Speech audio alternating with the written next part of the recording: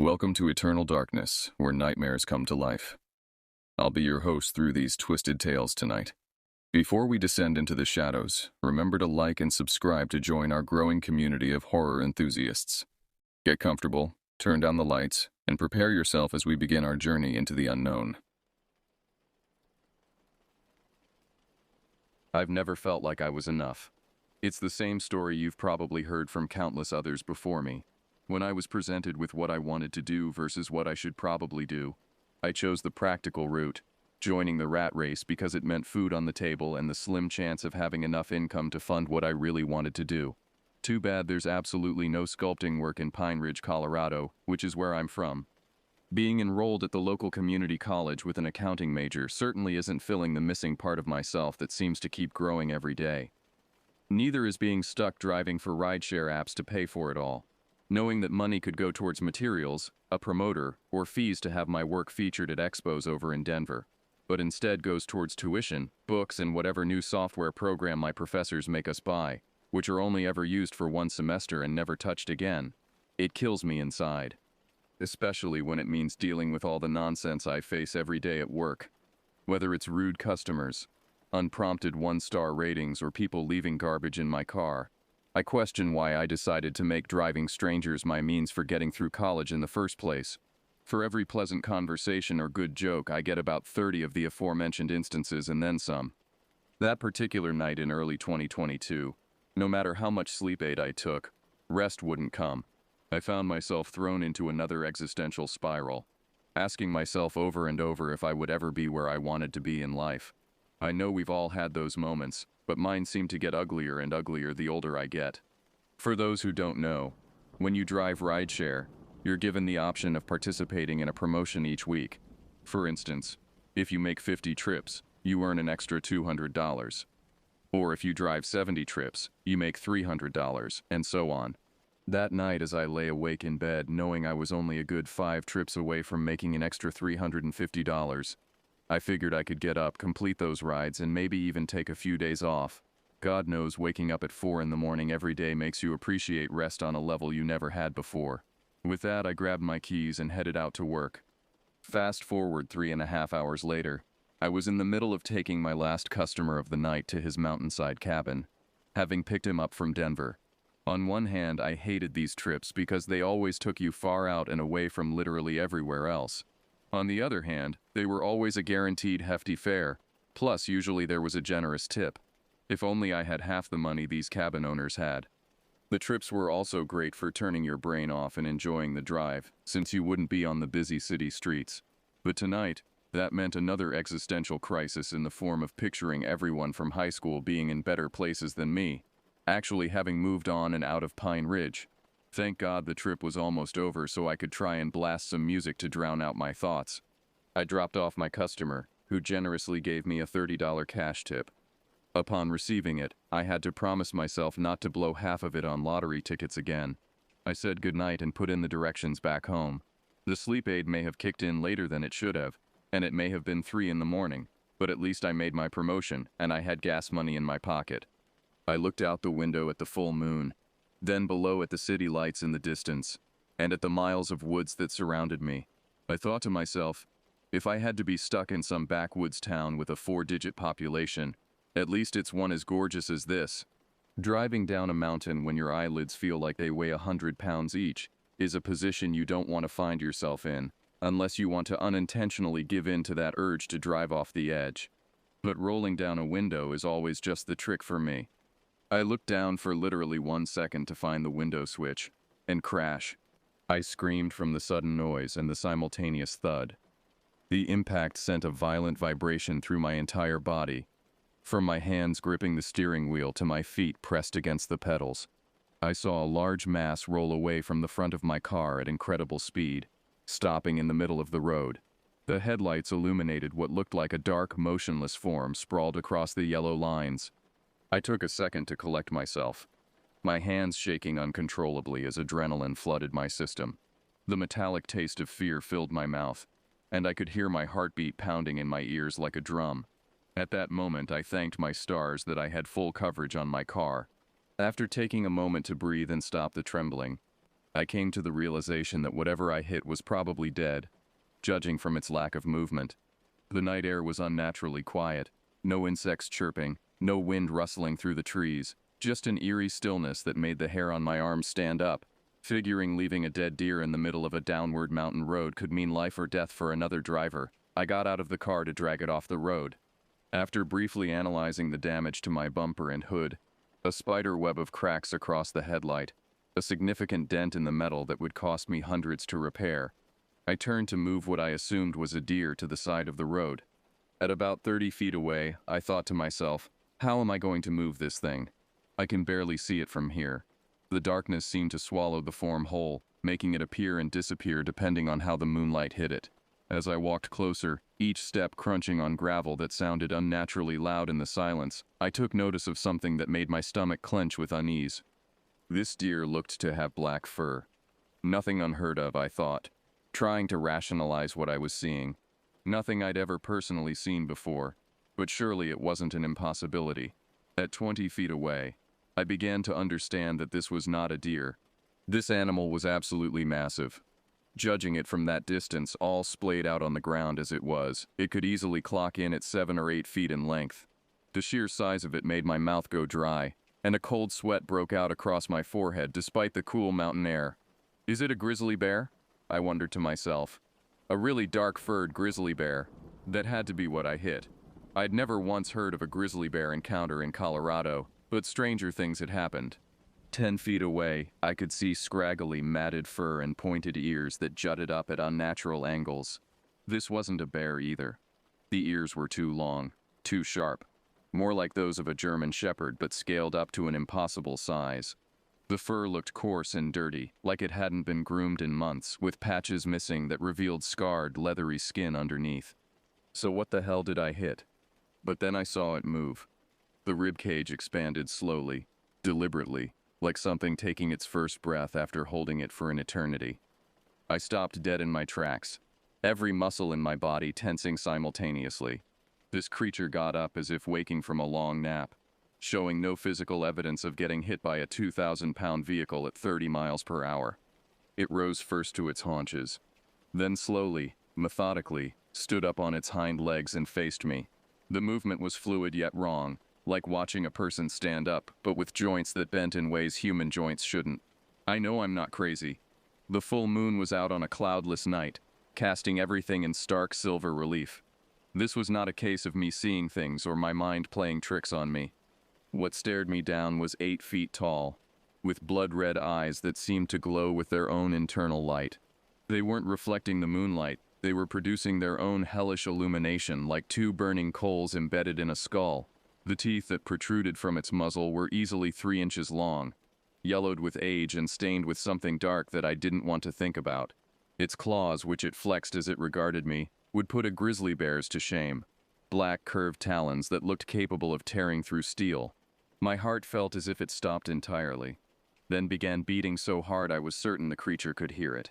We both just stood there, frozen in a moment that felt like it lasted hours. The air between us was thick with tension and something else, a smell that was part wet dog, part decay, and part something indescribably wrong. Then it hit me like a physical blow. There's no way in the world I was looking at what I thought I was looking at. If what I was thinking was true, I began to wonder how we'd been treating these things as mere legends all this time. I refused to believe that what I was looking at was actually there, standing before me in the flesh. But that didn't change the fact that it was. There were so many unnatural things about this creature that my mind struggled to process them all. From standing on paws like a wolf but wielding arms like a man, complete with opposable thumbs that it was currently using to flex those horrible claws. But above all else, the beast looked so demonic, so fundamentally wrong, that every instinct in my body screamed at me to run. The crazed look in its beady red eyes, and the way it snarled, with a twisted face contorted into an expression of such pure malice, made it seem like something someone would only encounter in the deepest pits of hell itself. Saliva dripped from its jaws in long viscous strands that caught the moonlight like spider silk. The creature's breathing was heavy and deliberate, each exhalation creating small clouds of vapor that dissipated slowly in the cold air. I instinctively uttered, "Oh God." The beast's ears perked up at the sound of my voice, and it tilted its head to one side like a curious dog. If dogs stood 8 feet tall and looked like they'd crawled out of humanity's worst nightmares. I foolishly wondered if perhaps, like with demonic entities, invoking God's name would be enough to ward off the creature. Just above a whisper, I said, "God help me." Again, I had visualized what would happen so easily. It would grimace, shake its head, then just run off into the woods. But I was dead wrong. Instead, I swear that thing smiled at me. The most hideous and deranged smile I've ever seen or ever will see, revealing rows of teeth that seemed to go back impossibly far into its throat. It was as if it was amused by my prayer, entertained by my desperation. The smile stretched its muzzle in ways that looked anatomically impossible, creating deep creases in its face that looked like old scars. Slowly, I took a step back, keeping eye contact. I'd recalled this from my time spent at summer camp when I was a kid. Keep eye contact and don't break into a run and panic. The creature mirrored my actions, taking a step toward me with deliberate, measured movements. Its gait was wrong, too fluid for something so large, like it was floating rather than walking. I took 2 steps back. It took 2 steps forward, the sound of its claws clicking against the asphalt echoing through the night air. Each step sent vibrations through the ground that I could feel through the soles of my shoes. Then I got an idea. I took a step to the side and 2 steps back. But the creature just took 2 steps forward, drool dripping from its fangs and hitting the pavement with audible splashes. The acidic smell of its saliva reached my nostrils, making me gag involuntarily. Then I gathered what little courage I had left and took 1 step forward. The creature didn't move. Instead, it lowered itself slightly, like a cat preparing to pounce, muscles bunching under its matted fur. That's when I realized my mistake. I just triggered its predator instincts. Then I turned and sprinted toward the car, hearing massive footsteps sprinting behind me. What happened next only took maybe 3 seconds to transpire, but it felt as if an eternity passed. As I was 20 feet away from the car, its steps were loud and powerful, each one creating a small crater in the asphalt. I could feel the earth shaking beneath its feet, the vibrations traveling up through my legs. At 10 feet away, the power in its step was cut in half, but its speed had tripled as I heard it drop from 2 legs to 4 with a heavy thud that sounded like a boulder hitting the ground. The change in its movement pattern was terrifying. What had been deliberate and menacing was now pure, predatory efficiency. 5 feet away, I stuck my arm out to grab the car door, which thank God I'd left open. I could feel hot breath on the back of my neck, could smell the rotten meat on its breath, the decay and death that seemed to emanate from its very being. The stench was so overwhelming that my eyes began to water, and I had to fight the urge to vomit. I jumped into my car, slamming the door shut and locking it. But the beast was so close to me that I caught its muzzle in the door before closing it completely. The creature let out a roar of pain and rage that shattered the remaining silence of the night, a sound so loud and filled with fury that it made my ears ring. I only realized the true terror of what happened next later on. The creature began trying to open my door with the handle, its claws scraping against the metal as it fumbled with the mechanism. The fact that I was facing a creature with such strength, speed, and senses, now paired with the intelligence of a human being, would later make my skin crawl with a fear so deep it felt like it was carved into my bones. It punched its massive clawed fist through the window, sending glass shards flying into my face and lap. I felt several small cuts open up on my cheek, the warm trickle of blood mixing with the cold sweat already covering my skin. I shifted into drive and floored the gas pedal, almost causing my transmission to slip as the engine screamed in protest. I screeched away from the creature, more shaken up than I'd ever been in my entire life.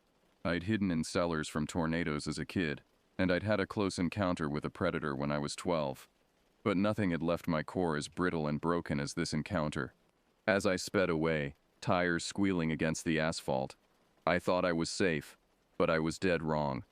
I looked in the rearview mirror and saw 2 glowing red eyes following me, getting larger and brighter with each passing second. This monster was still chasing me, and on all fours it had no problem keeping up with my car. The sight of those eyes in my mirror, never wavering, never falling behind, filled me with a despair so complete that I momentarily considered just giving up. I pressed harder on the gas. Going 60 now. I flashed back to hearing about a classmate in high school who died in a crash after going 50 on a downward mountainside road. The irony wasn't lost on me. I might die in the exact same way, but for a completely different reason. The beast went from directly behind my car to right beside me, running alongside my vehicle like some hellish escort. I was going 70 then, and the creature moved with such grace and power that it looked almost effortless. Its red eyes never left me, boring into me with an intensity that made me feel like my soul was being flayed. I sped up to 80, and it still showed no difficulty keeping up with me. It was so close now that I could see the individual muscles working under its fur, could see the way its mouth hung open, tongue lolling out as it ran. With no glass window any longer to offer even the most pathetic barrier between me and it, I was completely exposed. I saw those red eyes up close, and I realized that what I'd mistaken for anger or hatred was something far worse. It was hunger, not just for food but for violence, for the kill itself. This thing didn't just want to eat me, it wanted to tear me apart slowly, to savor my terror and pain. I knew I had to focus on the road. Going down a mountainside at 80 miles per hour was practically guaranteed death, so I forced myself to look ahead despite every instinct screaming at me to keep watching the monster beside me. I was cautious and crept up to 90, but the beast kept up. Granted, it looked like it was taking some effort to do so now, but nothing that wasn't manageable for this monster. The trees and rocks were flying past me, in a blur of silver and black. I swear if I'd let this monster startle me and have my arms twitch in reaction, I would have flown off the edge of that mountain and become nothing more than a twisted piece of metal at the bottom of a ravine. The road began to curve to the left. I had to slow down or risk becoming a statistic. If I didn't reduce my speed, I would certainly die, either from the crash or from whatever this thing would do to me after pulling me from the wreckage. I had no choice but to push down on the brake. The beast caught up again and began to snap its jaws through the broken window. Each chomp was accompanied by a wet, tearing sound, and its viscous drool flew into my face with each attempt to bite me. The saliva burned slightly where it hit my skin, like it was mildly acidic. Then, a miracle. Before I had time to even mentally process that it was there, an 18-wheel semi-truck appeared, passing through the oncoming lane, previously hidden by the curve of the mountainside. The beast noticed and moved away as much as it could, but we were both going so fast it could only go so far. It slowed down and moved a bit to the right, but the truck hit it with a sound like thunder. I watched it launch into the air like a rag doll, its body spinning end over end before disappearing into the darkness beyond the road. I gave a nervous laugh of relief, though part of me wondered if even that would be enough to stop this thing. If I'd been given more time to actually let everything that happened sink in, I would have cried. I thought to myself that this would make one hell of a story to tell, a story that unbeknownst to me at the time had hardly begun. A few minutes passed, and while I may have lost the creature, I was still driving way too fast down the mountain to avoid any chance of it catching up. Unfortunately, I'd forgotten about a deep puddle that I remembered spotting on the way up the mountain. Before I knew it, water shot up from the sides of my car, and any control I had was lost. I crashed into the metal barrier, and by some divine intervention, I was going slow enough that I didn't end up catapulting myself over the edge of the mountain. After collecting myself for what felt like the millionth time in the past hour, I knew that my car was definitely finished, judging by all the warning lights that had illuminated my dashboard like a Christmas tree. I got out of my car and didn't even bother to look at the damage. Every panel I could see was dented or scraped, and steam was rising from under the hood. I took out my phone, screenshotted my coordinates, and figured I'd call my insurance company the next day. I looked at how far away I was from my house. To my surprise, I was only a 5-mile walk away from my own place. I lived right at the edge of the woods that I was standing in front of, so I made the decision to walk home through the forest. I just wanted to keep moving, get home as soon as possible, rather than wait around in my disabled car for a tow truck, playing with the chance of that creature finding me again. So into the woods I went, each step taking me deeper into what felt like the monster's natural domain. 2 hours later, I had about a mile to a mile and a half left of walking before I reached my house. I was still having trouble comprehending everything that had happened on that mountain. The rational part of my mind kept trying to find explanations. Maybe it was a bear. Maybe the moonlight had played tricks on me. Maybe the trauma had made me see things that weren't really there. But deep down, I knew exactly what I had encountered. The way it had moved, the intelligence in its eyes. The deliberate way it had tried to open my car door, no ordinary animal behaved like that. The thought that such creatures actually existed, that they were real and walking among us, made me question everything I thought I knew about the world. Was I understanding this correctly? Were the old legends true? Why had it wanted to kill me so badly? Was that trucker who hit it okay? These questions could only be asked every 20 minutes or so. If I thought about them for too long, then every sound I heard in the distance would have my heart beating out of my chest all over again. I decided that what was over, and that I would focus my thoughts on literally anything else. So I began to think about which frozen dinner I would heat up when I got home. God knows I wouldn't be able to sleep for the next week, if ever. As I walked deeper into the woods, following a familiar hiking trail I'd used since childhood, I noticed something that made every hair on my body stand on end. The crickets, owls, and every other woodland animal went completely silent all at once. It was as if someone had turned off a radio. One moment the forest was alive with its usual nighttime symphony, and the next there was nothing but the sound of my own footsteps on the leaf-covered path. The lesson from summer camp came crashing down on me like a boulder. If everything just went silent like that, there was a good chance that meant a large predator was nearby. My mouth went dry, and I could taste copper, the metallic flavor of pure fear. Then I heard it. The sound that will haunt my nightmares for the rest of my life. The loudest, most unholy howl echoed through the woods. This was nothing like any wolf howl I'd ever heard, or even those found in typical horror movies. This sounded so unnatural, so filled with pain and rage that it seemed to come from something that had been tortured for centuries. The howl started low and built to a crescendo that seemed to shake the very trees around me. It was the sound of something that was in constant agony, but had learned to use that pain as fuel for its hatred. The notes were wrong, too. They wavered and cracked in ways that no earthly throat should be able to produce. I stopped dead in my tracks, feeling my heart sink into my stomach while doing so, because that howl didn't sound very far away. In fact, it sounded like it was coming from multiple directions at once, as if the creature was somehow surrounding me. The echo effect in the forest made it impossible to pinpoint the exact location, which only made it more terrifying. I stood motionless for a moment, every nerve in my body screaming at me to run. Then, without thinking, I just took off, crashing through the underbrush like a madman. Back on the mountain, everything had happened so fast and so suddenly that I didn't have time to process it all. I'd been numbed by adrenaline combined with fight-or-flight instinct. But now that I'd calmed down somewhat, and I knew that it was approaching again, my mind began to run along with my body. It had found me. It had survived a hit from a semi-truck, something that should have killed any living creature, and it had tracked me down. It must have caught my scent and gone out of its way to hunt me down like some sort of supernatural bloodhound. Another howl, so much closer this time that I could hear the individual notes vibrating through the air. Even with thick woods to navigate through, and an infinite number of low-hanging branches to dodge, this monster was making serious ground at an alarming rate.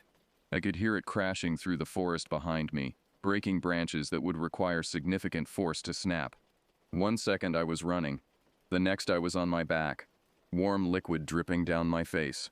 It took a moment for me to comprehend what had happened in the haze of panic and pain, but I quickly figured out I'd run straight into one of the lower hanging branches. The impact had been solid enough to knock me completely off my feet, and when I touched my forehead, my fingers came away slick with blood. I slowly got up, my head spinning from the impact. Things were quiet again, but not as ominously quiet as before. To my side, I could hear the sound of rushing water. There was a waterfall, maybe 30 feet in height, about 10 feet from where I'd fallen, and a rather rapidly flowing river at the bottom of it. The white noise of the falling water was almost comforting after the supernatural silence that had preceded it. For a second, the sound of rushing water calmed me down. The familiar noise reminded me of family camping trips when I was younger, when the biggest worry I had was whether my marshmallow would catch fire. But that moment of peace was shattered when I heard a deep and guttural growl that seemed to come from the very bowels of hell itself. If pure malice and malevolence could be brought to life through sound, that's exactly what I heard emanating from the darkness behind me. It wasn't a short growl lasting a second or two. This went on for what felt like minutes, growing more and more aggressive with each passing moment. The sound built in intensity until it felt like it was coming from inside my own head, vibrating through my skull and down into my bones. I knew that running was no longer a viable option. The creature was too close, too fast, and I was already injured and disoriented from my collision with the branch. I only had two realistic ways out of this: jump down into the river below, or climb up the tree that had just knocked me senseless. I had no idea how deep the river was, or what kind of rocks might be lurking beneath the surface. If the water was too shallow, or if I landed wrong, I knew that a 30-foot fall would mess me up badly enough that I'd have no chance of making it out of the woods alive. But staying on the ground meant certain death. With that realization, I jumped as high as I could, grabbing a branch above the one I'd run into and pulling myself up with strength I didn't know I still possessed. My arms burned with the effort, and I could feel my hands being scraped raw by the rough bark, but I managed to haul myself up just as the beast leaped out of the underbrush. If I'd waited even one more second, it would have tackled me to the ground, and this story would have ended very differently. I started climbing the tree as fast as my battered body would allow, praying with every fiber of my being that this thing wouldn't follow me up. The bark was rough and provided good handholds, but my palms were already slick with sweat and blood from my earlier fall, making each grip uncertain and potentially fatal.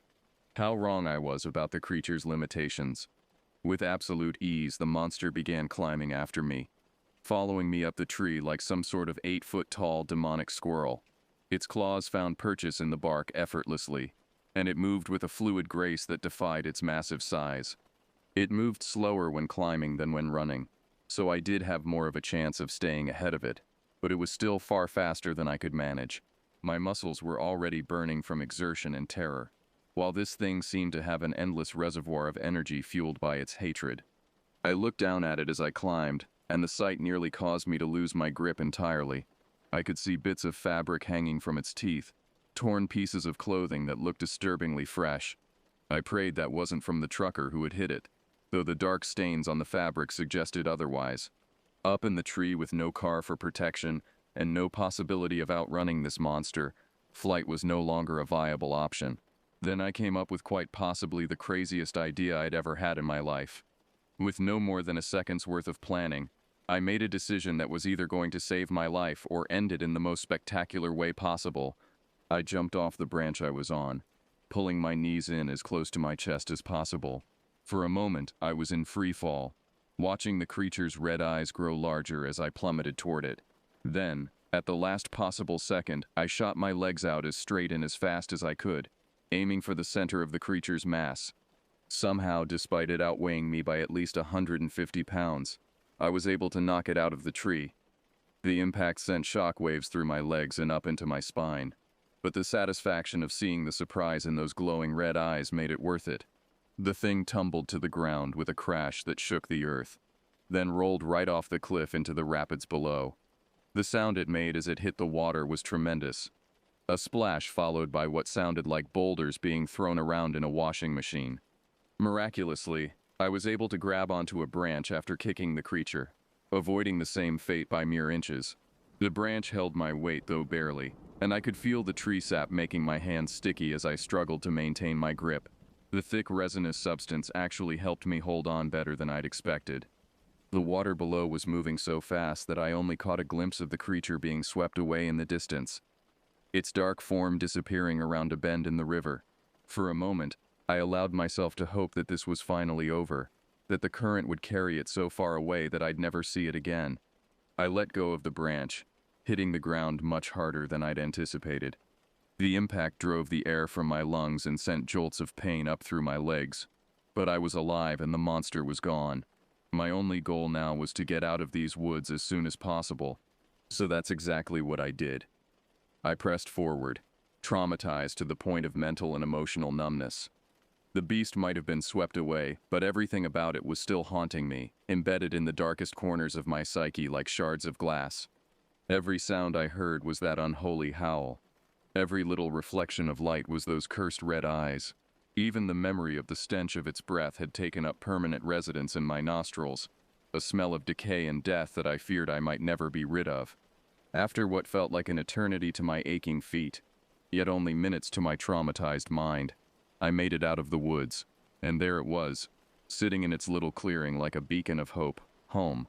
Even the feelings of misery and dissatisfaction that usually plagued me in that house were completely absent. In their place stood sanctuary and safety, concepts that had taken on entirely new meaning after this night.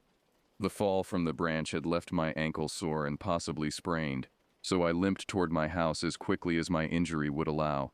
There was a field between my house and the woods that stretched about half a football field, and I was maybe 3/4 of the way across when I felt it again. That sensation of being watched, of being hunted. At that point, it was unmistakable. In hindsight, maybe I'd heard footsteps before, the soft padding of massive paws on grass, but I'll never know for sure. When I turned around, there it was, standing on its hind legs at the edge of the tree line like some sort of guardian demon. I could see how heavily it was breathing even from that distance, could see its chest rising and falling with labored breaths. Water dripped from its matted fur, and there were fresh cuts and scrapes on its hide from its trip down the river, but it was very much alive and very much still focused on me. It was then that I knew, with absolute certainty, that this creature did not seek me out of hunger, but out of pure, undiluted hatred. Something about me had triggered a response in this monster that went beyond simple predator and prey. This was personal. Just as before, we both stood there motionless. Predator and prey locked in a moment of mutual recognition. This time it made the first move, dropping onto all fours and running as quickly as it could toward me across the open field. Its speed was even more terrifying in the open space. There were no trees to slow it down, no obstacles to impede its progress. I still believe that the adrenaline that exploded inside me at that moment was enough to suppress the injury I'd sustained to my ankle, and that was nothing short of divine intervention. I ran to my back door, ignoring the screaming pain in my leg. The beast was practically on top of me in seconds, its footsteps so close I could feel the vibrations through the ground. I knew my door was locked, but I also knew where I kept the spare key. I ran up to the door and picked up the potted plant next to it. I know, not the smartest place to keep your spare key, but in a small town like Pine Ridge, there really wasn't much need for top-tier security. I knew I wouldn't have time to unlock the door properly, so I did something that may have turned out to be a mistake. It was either be torn to pieces right there on my doorstep, or take a stand, so I chose to fight back. I took the heavy ceramic pot and threw it straight at the monster's face. By then it was only 10 feet from me, so it was by no means a lucky shot. The pot connected with a satisfying crack, sending soil and ceramic shards flying in all directions. The creature definitely wasn't expecting it.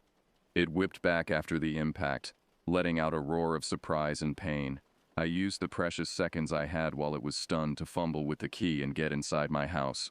My hands were shaking so badly I could barely get the key in the lock, but somehow I managed it. I turned around, beginning to close the door behind me. I got it just 3 inches from being fully closed when something began to push against it from the outside. That creature was far stronger than me. Its raw power was incredible, and it was able to inch the door open against my full body weight. I knew that I couldn't win this contest of strength. My feet were sliding on the hardwood floor as the creature pushed against the door with relentless force. I took the chain lock and, right in the nick of time, I was able to latch it onto the keeper, stopping the door from opening any farther. The beast, however, wasted no time adapting to this new obstacle. It used the entire mass of its body to ram against the door, the impact rattling the entire frame of my house. The first hit shook dust from the top of the door frame and knocked pictures off the nearby wall. The second one made the keeper on the wall loosen visibly, and I could see the screws starting to pull out of the wood. Between the second and third impacts, I managed to close the door completely and engage the deadbolt. It hit the door a third time, but the solid wood held. The fourth hit accomplished nothing but another thunderous boom. After a fifth and unsuccessful attempt, the assault stopped completely. I dared not look out the window to see if it had given up. The mere sight of me seemed to anger the creature beyond reason, and I didn't want to provoke it further. Instead, I made my way upstairs to the second floor, intending to peek out the window from behind the safety of my bedroom curtains. Halfway up the stairs, I nearly had a heart attack. A loud crash shattered the short-lived silence, the sound of breaking glass mixing with the splintering of wood. The monster must have burst through my kitchen window, and from the sounds of destruction that followed, it was making itself at home among my belongings. With no time to recover from the shock, I ran up the remaining stairs and into my bedroom, where I kept my .38 special revolver for home defense. I made it to my room, closed and locked the door behind me, though I knew it wouldn't hold the creature for long if it decided to come upstairs. Then I hurried to my bedside table drawer and pulled out my gun, my hands shaking so violently I could barely grip it properly. After turning off the safety with trembling fingers, I checked the cylinder. It was fully loaded with 6 rounds. I hoped it would be enough, though given everything I'd witnessed tonight, I had serious doubts that even a direct hit would stop this monster. I could hear all sorts of furniture crashing and glass breaking downstairs. The sounds of systematic destruction as the creature tore through my home. It sounded like it was searching for something, or someone. I figured if that rampage was keeping it occupied for now, so be it. But of course it didn't last. Eventually, the creature came for the one thing it really wanted, me. I heard it slowly stomp its way up my stairs, the old wooden steps creaking and groaning under its massive weight. I could tell it was on its hind legs again, judging by the deliberate pace and the heavy footfalls. Each step sounded like a death knell, bringing my doom closer and closer. Memories of cowering at the very thought of the boogeyman when I was a kid came rushing back to me as I now hid in my room, trembling on the verge of tears. The rational adult part of my mind kept insisting that monsters weren't real, but the evidence of my senses told a very different story. It systematically broke down the door to my study room, and I could hear it trashing the space much like it had done downstairs. Books were torn from shelves. My computer was smashed against the wall, and my desk was overturned with a crash that shook the entire house. Then the bathroom door was destroyed with similar efficiency. The creature was methodical in its search, checking every room to ensure I had nowhere left to hide. It knew I was up here somewhere, and it was going to find me no matter how long it took. I knew that even with all 6 rounds, a creature that big and that ferocious would not be easily taken down. With the way it seemed to shrug off getting hit by a car, launched by a semi-truck, and falling down a cliff into rapid waters, 6 bullets would at best briefly slow it down. I knew I was going to die. This thing was going to knock down every door until it found me, and if I was lucky, I'd get in 4, maybe 5 shots before it tore me apart with those horrible claws. Then I remembered that my bedroom was directly above the steel cellar doors outside my home. If I did what I had in mind, there truly would be no other option left. All I could do after that would be to pray that this beast had had enough for the night, and would simply go away. As it knocked down the door to my storage room with a crash that rattled my teeth, I tucked the revolver between my belt and waist and opened my bedroom window. The cool night air hit my face, offering a brief respite from the stuffiness of fear and terror that had filled my room. I stuck my feet out first and dropped myself to the ground below. The adrenaline from earlier had long since faded, and my already injured ankle protested violently as I hit the earth. I stumbled to my cellar doors, my entire body screaming in pain and exhaustion. I looked up just in time to see the beast sticking its massive head out my bedroom window, sniffing the air like a bloodhound. Its red eyes scanned the darkness below until they found me, and when they did, it let out a snarl that chilled me to my very core. With a growl that sounded like it came from the depths of hell itself, it brandished those bloody teeth in what might have been a smile. I almost froze entirely at that moment, paralyzed by the sheer malevolence in its gaze. It pulled its head back inside, and I knew it was coming for me. This was my last chance. I yanked open the heavy cellar doors and practically threw myself down the concrete steps, slamming the doors shut above me and engaging the heavy-duty locks. This cellar had been built to withstand Category 4 tornadoes, with reinforced steel doors and concrete walls thick enough to stop a tank. But even those monstrous storms were natural phenomena. This was something else entirely. The creature burst through my bedroom window seconds later, crashing down on the ground above the cellar with an impact that I felt through the concrete floor. Almost immediately, it began banging against the doors with the full force of its body, each impact sending vibrations through the entire structure. I wish I could tell you how many times that thing hurled itself against the cellar doors, but I honestly lost count after 40. The sound was like being inside a drum during an earthquake, a constant barrage of impacts that made my ears ring and my bones ache. By the time I'd counted to 40, the heavy steel doors had already begun to bend inward, the metal groaning and protesting under the relentless assault. That memory serves as my personal definition of hell, a creature with nothing more than a hunger for violence slowly breaking its way into your final refuge while you cower in the darkness knowing that it's only a matter of time. Each impact brought those doors closer to failure, brought me closer to a death that would be neither quick nor merciful. I could see the locks starting to strain, could hear the metal beginning to fatigue under the constant stress. Suddenly there was a pause. A minute passed in blessed silence, and after having a moment to process my situation, I decided that if I was going to die, I wasn't going to go out cowering in a hole like a frightened animal. I'd never felt as if I'd done enough with my life anyway, and I decided then that for once, I was going to take control and prove to myself that I had it in me to not let something keep me down. I would use this moment of quiet to catch the creature by surprise. It seemed as if one of us had to die for this to end, and I was going to do whatever it took to ensure that wasn't me. I burst open the cellar doors, raising my gun and ready to empty every round into that monster's hide. But the creature was gone. I frantically looked around, scanning every shadow and checking even back up at my broken bedroom window. It wasn't there any longer. Then I noticed something that filled me with more relief than I'd ever felt in my entire life. Dawn had broken. Sweet, blessed sunlight was starting to shine over the tops of the trees, overtaking the darkness of night, a sight I truly never thought I'd see again. I collapsed to the ground, crying with relief and exhaustion. I had survived. Whatever that thing was, wherever it had come from, I had lived through an encounter that should have killed me a dozen times over. That day, I took care of my car situation, filing both auto and homeowners insurance claims. I referred to the house incident as a break-in, knowing that the truth would never be believed. I checked myself into a hotel about a mile away from my house while repairs were underway.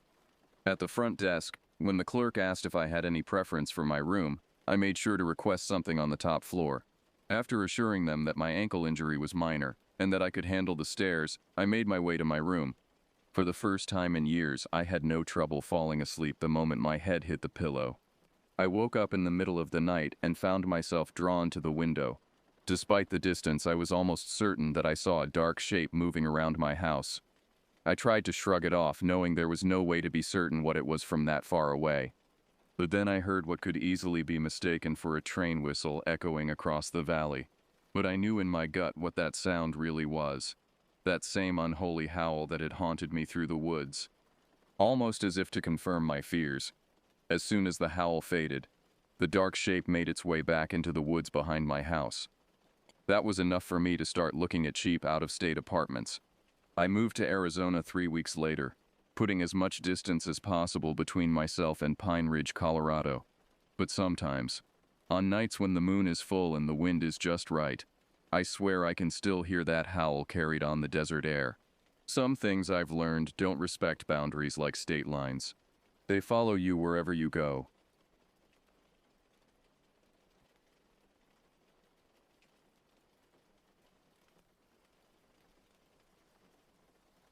This story happened about 2 years ago, and I still wake up in cold sweats thinking about those 7 days that changed everything. My best friend Tyler and I had been looking forward to Pine Ridge summer camp for months. Our parents thought it would be good for us to spend a week in nature, away from video games and social media. If only they had known what kind of nature experience awaited us. The drive to Pine Ridge took nearly 3 hours through winding mountain roads. Tyler and I spent most of the journey excitedly discussing what activities we'd try first. Rock climbing was at the top of my list, while Tyler couldn't wait to test his skills on the archery range.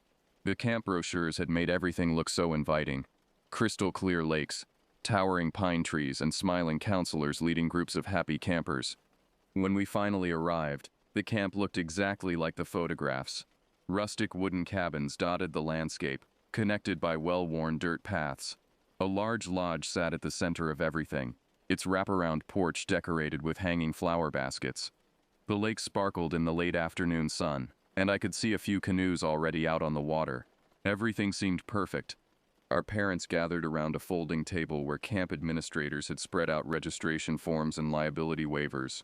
I watched my mom carefully read through each document, her teacher instincts making her scrutinize every detail. Dad just wanted to sign and get back on the road before traffic got heavy. Tyler's parents were asking questions about meal plans and emergency procedures. "Don't worry, Mrs. Anderson," said the camp director, a friendly woman in her 50s with sun-weathered skin and kind eyes. "We've been running this camp for over 30 years. Your boys are in excellent hands." After what felt like an eternity of paperwork, our parents finally said their goodbyes. Mom hugged me tight and whispered reminders about sunscreen and calling if I needed anything. Dad ruffled my hair and told me to have fun but stay safe. As their car disappeared down the dusty road, I felt that familiar mixture of excitement and homesickness that comes with any new adventure.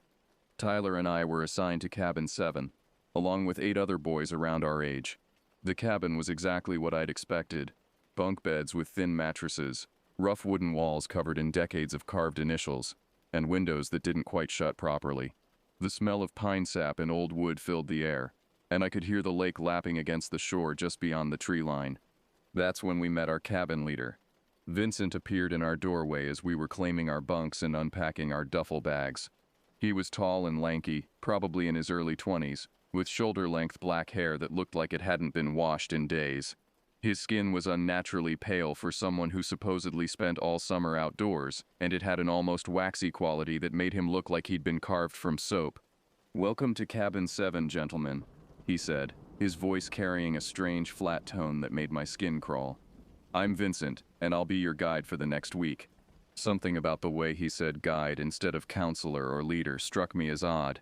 He stood perfectly still in the doorway, not moving to help us with our bags, or offering the kind of enthusiastic camp spirit I'd expected. His dark eyes seemed to scan each of us methodically, like he was taking inventory. Tyler elbowed me and whispered, "This guy gives me the creeps already." I nodded, unable to shake the uncomfortable feeling settling in my stomach. Vincent's clothes were ill-fitting and strange for a camp counselor. Dark jeans and a long-sleeved black shirt despite the warm weather. Most disturbing were his hands, which were unusually large and pale, with fingernails that looked like they'd been chewed down to the quick. "Dinner's in an hour," Vincent announced, still not moving from his position. "Don't be late. I don't like it when my boys are late." The way he emphasized my boys made several of us exchange glances. There was something possessive and uncomfortable about it, like we were objects rather than kids at summer camp. After Vincent finally left, the cabin erupted in nervous chatter. A kid named Brandon from Colorado said Vincent reminded him of his weird uncle who always stared too long at family gatherings. Another boy, Connor, joked that Vincent looked like he'd rather be conducting seances than leading campfire songs. But it was Tyler who voiced what I think we were all feeling. That dude shouldn't be working with kids. Despite our unease about Vincent, the rest of that first evening went smoothly. Dinner in the lodge was typical camp fare. Hamburgers, potato salad, and fruit punch served on paper plates. Vincent sat at the head of our table but barely spoke, instead watching us eat with those unsettling dark eyes. The camp director gave a welcome speech about safety rules and expectations. She talked about the buddy system, staying within designated areas, and always informing a counselor before going anywhere alone. Standard camp rules that I'd heard variations of at day camps and youth group retreats. After dinner, we had a campfire by the lake where counselors led sing-alongs and told ghost stories. Vincent sat slightly apart from the other counselors, not participating in the songs or joining in the laughter when kids got scared by the stories. He just watched, his face expressionless in the flickering firelight. As we walked back to our cabin that night, I couldn't shake the feeling that Vincent was studying us, memorizing our routines and personalities. When he said goodnight and turned off the cabin lights, I lay in my top bunk staring at the ceiling for a long time, listening to Tyler's steady breathing below me and wondering what the rest of the week would bring. The next 2 days followed the typical summer camp routine, and I started to think maybe I'd been too quick to judge Vincent. We had morning activities like canoeing and rock climbing, followed by lunch, rest time, and afternoon adventures. Tyler and I threw ourselves into everything, determined to make the most of our week away from home. It was during these activities that I first met Hannah and Madison, 2 girls from the neighboring cabin. Hannah was from a small town about an hour from where I lived, and she had this infectious laugh that made even the most mundane camp activities seem fun. Madison was quieter but incredibly smart, always asking thoughtful questions during nature walks and educational sessions. We quickly formed a tight group of 4, spending our free time exploring the areas of camp that were open to us. Hannah knew a lot about plants and wildlife from camping with her family, while Madison had an uncanny ability to spot hidden trails and interesting rock formations. But even during these good moments, I kept noticing Vincent. He had this way of appearing wherever we were, always at the edge of my vision. If we were at the lake, I'd glance up from skipping stones to see him standing among the trees, watching. During meals, I'd feel eyes on me and turn to find him staring from across the lodge, his food untouched on his plate. At first, I thought it was just coincidence. Camp counselors were supposed to keep track of their campers, after all. But Vincent's watching felt different, more intense and focused than the casual supervision I'd experienced at other camps. Tyler noticed it too. "That guy is always lurking," he said, as we walked to archery practice on our third day. "It's like he's studying us or something." "Maybe he's just taking his job seriously," I replied, though I didn't really believe it. "Seriously creepy, you mean?" The archery range was set up in a large clearing surrounded by tall pines. The instructor, a cheerful college-aged woman named Amy, was teaching us proper stance and aim. I was concentrating on hitting the target when I felt that familiar sensation of being watched. I turned around, and there was Vincent, standing about 50 feet away at the tree line. He wasn't watching the group or checking on all his campers. His gaze was fixed directly on me. When our eyes met, he didn't look away or wave like a normal person would. He just kept staring with that blank, unsettling expression. "Earth to Space Cadet," Tyler said, nudging me. "It's your turn to shoot." I tried to focus on the archery lesson, but I could feel Vincent's eyes boring into my back. My shots went wide, and Amy had to correct my stance multiple times. When I finally worked up the courage to look back toward the trees, Vincent was gone.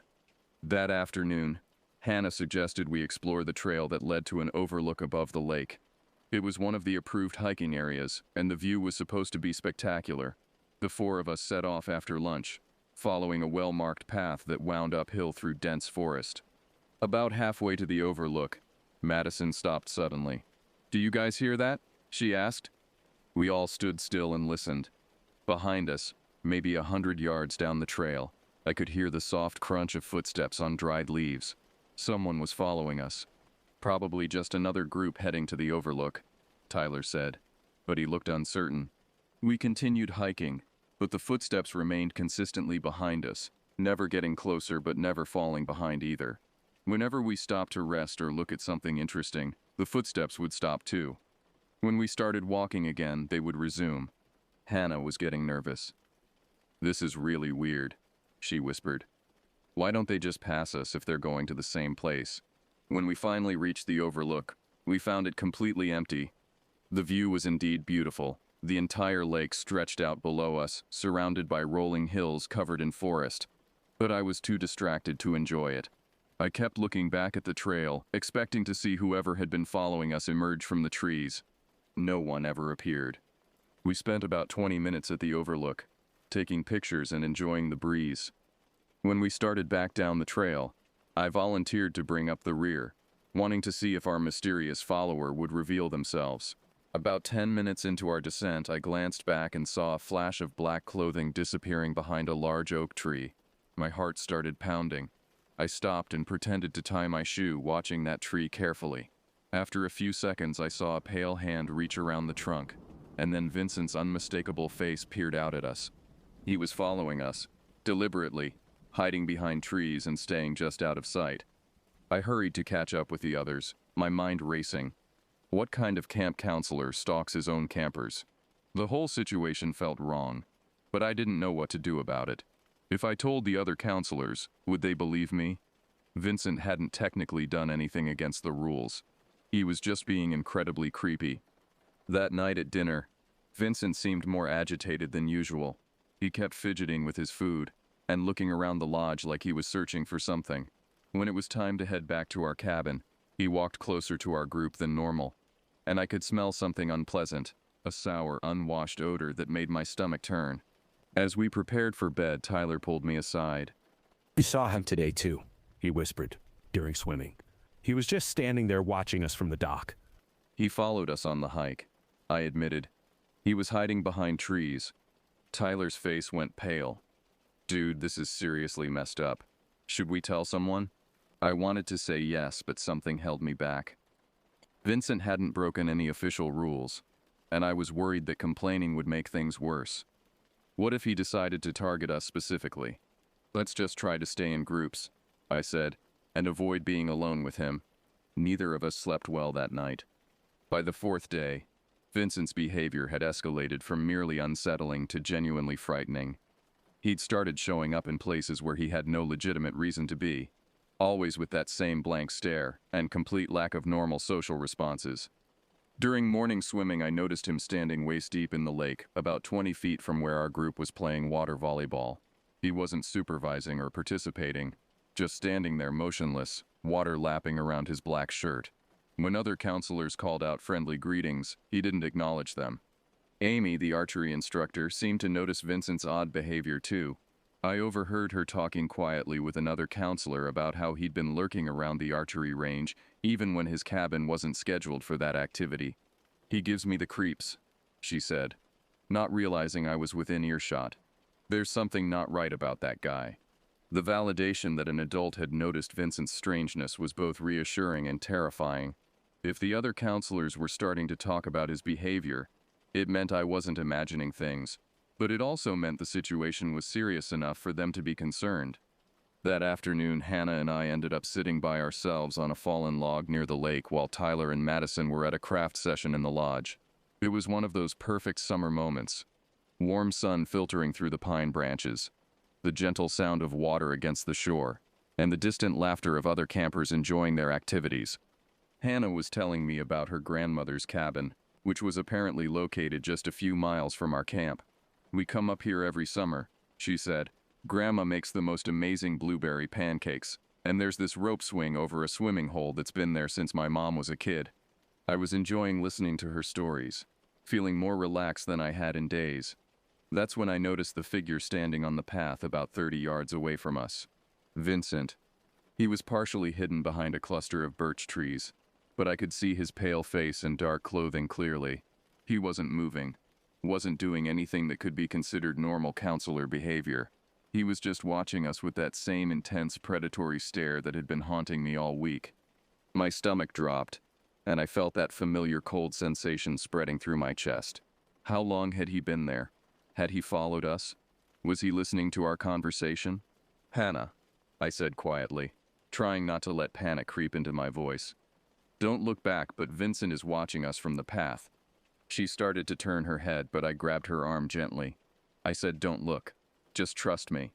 Hannah's face went pale, and I could see fear flickering in her eyes. "What should we do?" "Let's just walk back toward the lodge," I said, standing up as casually as I could manage.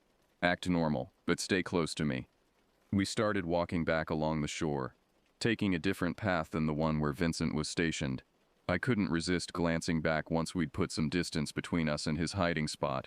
He was still there, still watching, and something about his posture looked tense and angry.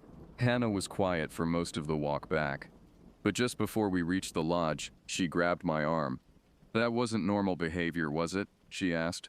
"Counselors don't usually hide in the trees and spy on campers." "No," I said. "It's not normal at all." "I want to tell someone," she said firmly. "This whole thing is really scary."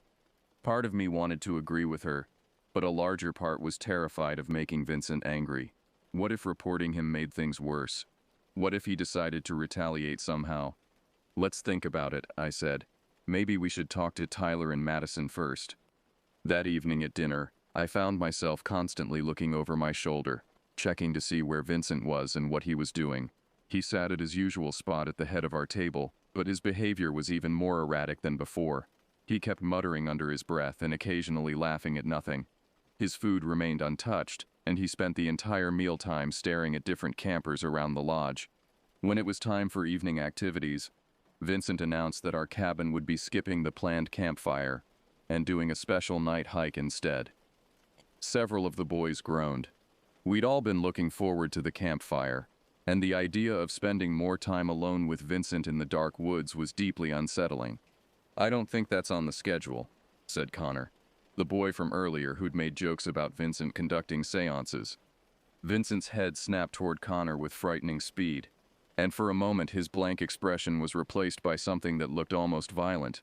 "I make the schedule for my boys," he said, his voice carrying a dangerous edge that made everyone at the table fall silent. The night hike was a disaster from the beginning. Vincent led us onto a trail that I'd never seen before, one that seemed to lead away from all the main camp areas.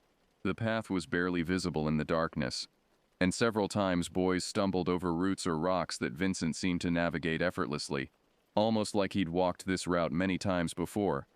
About 20 minutes into the hike, we were deep in the woods with no sight of the camp lights behind us. The only illumination came from our flashlights and Vincent's small camping lantern, which cast eerie shadows on the surrounding trees.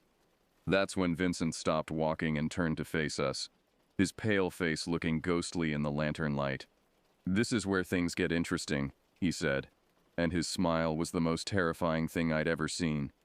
Vincent's smile revealed teeth that seemed too large for his mouth, and in the dim lantern light his eyes looked completely black. The 10 of us stood clustered together on the narrow trail, suddenly very aware of how isolated we were from the rest of the camp. "What do you mean?" Tyler asked, his voice higher than usual. Instead of answering, Vincent began walking in a slow circle around our group, the lantern swinging back and forth in his hand. The moving light created a disorienting effect, making the trees seem to shift and dance around us. "Tell me," Vincent said, his voice now carrying a sing-song quality that made my skin crawl.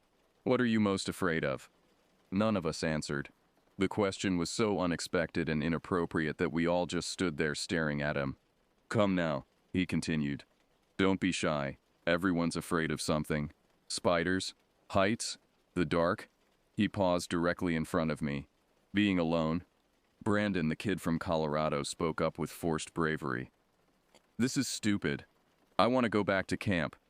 Vincent's head tilted to an unnatural angle, like a bird examining prey. "But we're just getting to know each other, and knowledge is so important, don't you think?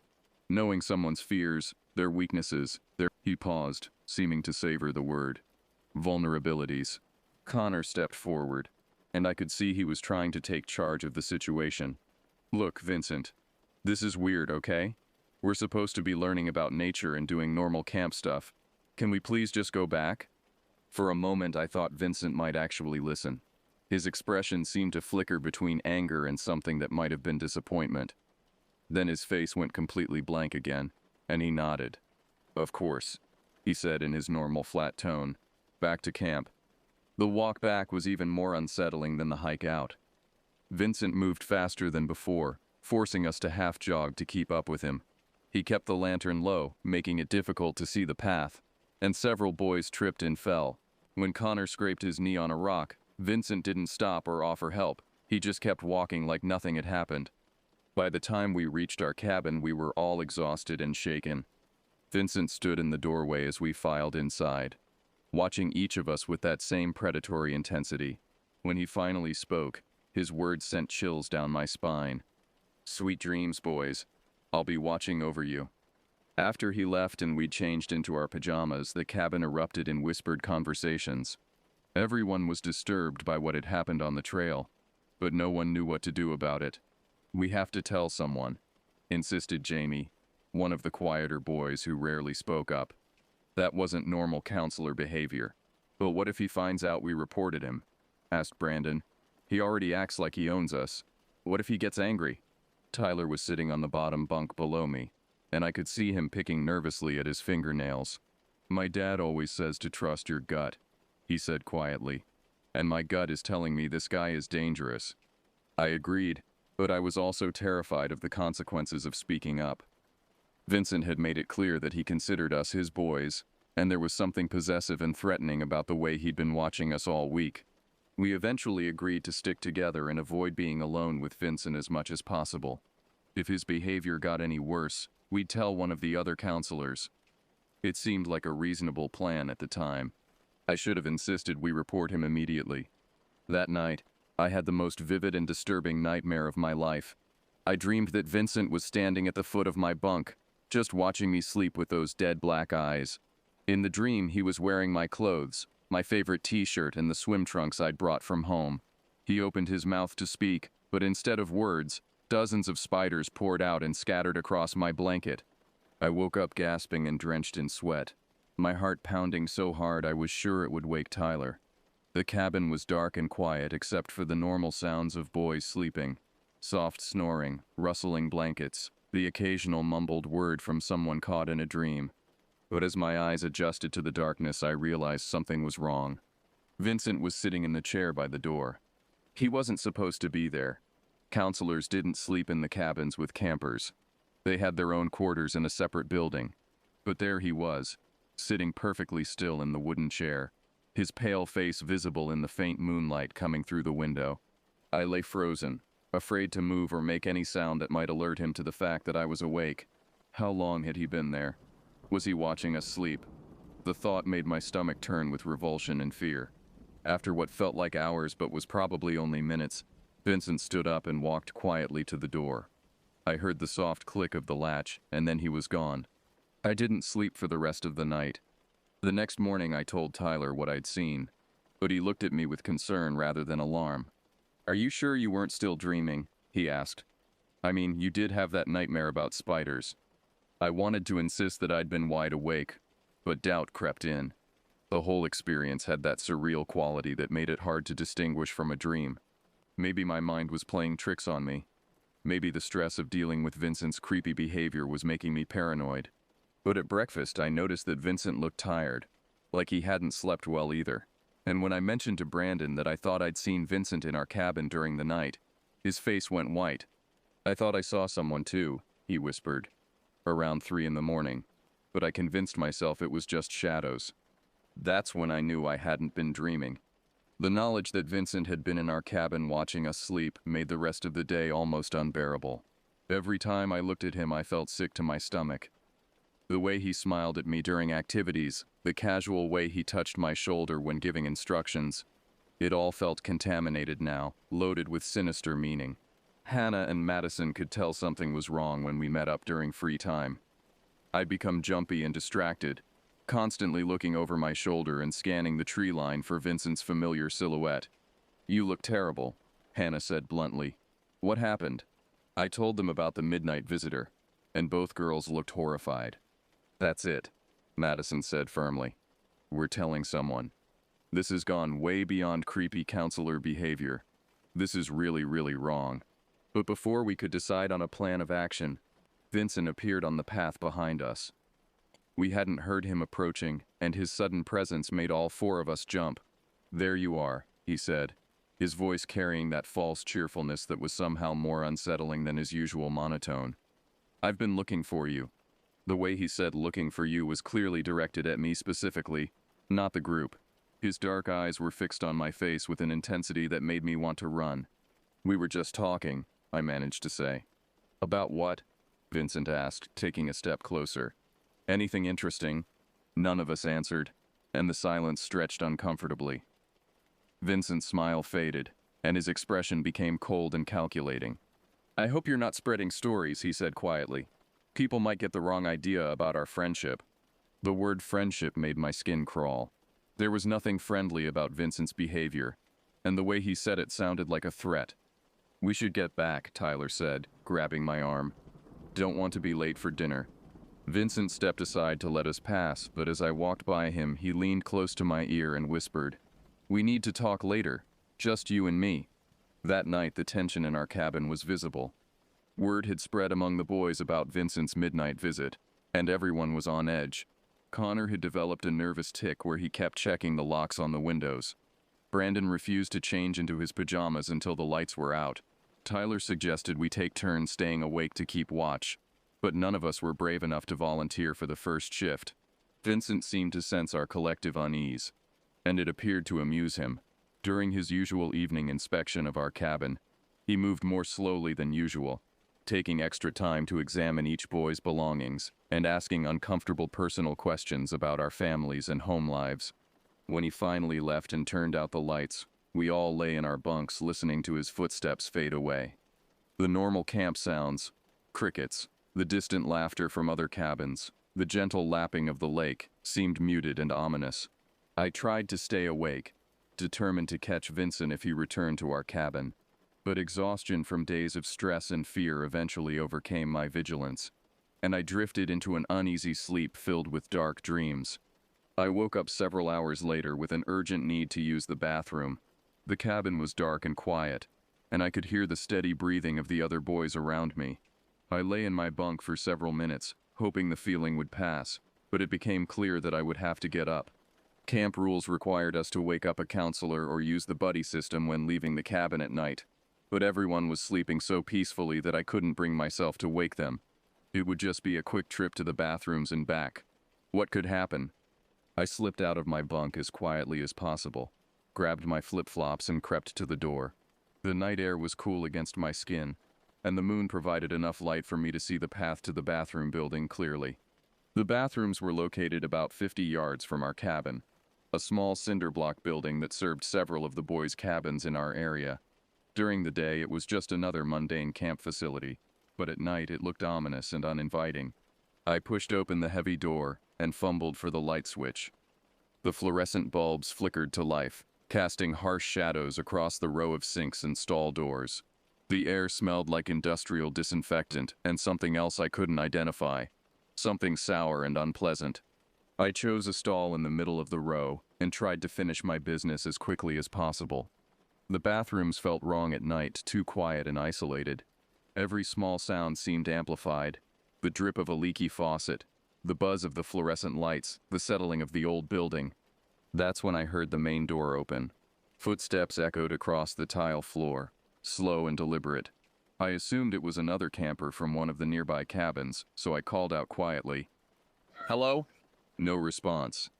The footsteps continued, moving down the row of stalls toward where I was. Through the gap at the bottom of the stall door, I could see a pair of legs approaching. Dark pants and pale, bare feet. Vincent. My heart started pounding so hard, I was sure he could hear it. Why was he in the bathroom? Why wasn't he wearing shoes? The feet stopped directly outside my stall, and I could see them clearly now, unnaturally pale and thin, with long toes that seemed to curve like claws. I held my breath, hoping he would move away, but he just stood there, waiting. After what felt like an eternity, the feet finally moved away from my stall. I heard footsteps heading toward the exit, and I started to relax slightly. Maybe he was just checking on whoever was in the bathroom. Maybe this was normal counselor behavior that I was overreacting to. Then the lights went out. The bathroom plunged into complete darkness, and I heard the main door slam shut with a loud bang that echoed off the concrete walls. I was trapped in the stall, alone in the dark with Vincent. Footsteps started moving toward me again, but now they sounded different, softer, more careful, like someone trying to sneak up on prey. I could hear my own breathing coming in short, panicked gasps, and I tried desperately to calm down and think rationally. The footsteps stopped right outside my stall again. "Is anyone there?" I called out, my voice cracking with fear. Silence. Then slowly, I felt something brush against my leg. A hand, cold and clammy, with fingernails that felt sharp against my skin. I screamed. The sound of my own voice, high and terrified, seemed to break some kind of spell. I kicked at the stall door as hard as I could, and it swung open with a loud crash. I could see the faint outline of the exit door in the darkness, and I ran toward it as fast as my legs could carry me. Behind me, I heard footsteps running too, pursuing me through the darkness. I slammed into the exit door and fumbled frantically for the handle. It seemed to stick for a moment, and I was sure Vincent was going to catch me. But then it opened and I stumbled out into the moonlight. I turned back once as I ran toward our cabin, and what I saw will haunt me for the rest of my life. Vincent was standing in the doorway of the bathroom, silhouetted against the dark interior. But he wasn't wearing his usual black clothes. He was wearing my camp t-shirt and my pajama pants. My clothes, the ones I'd left in my trunk back at the cabin. I ran harder than I've ever run in my life, my flip-flops slapping against the dirt path and my heart hammering in my chest.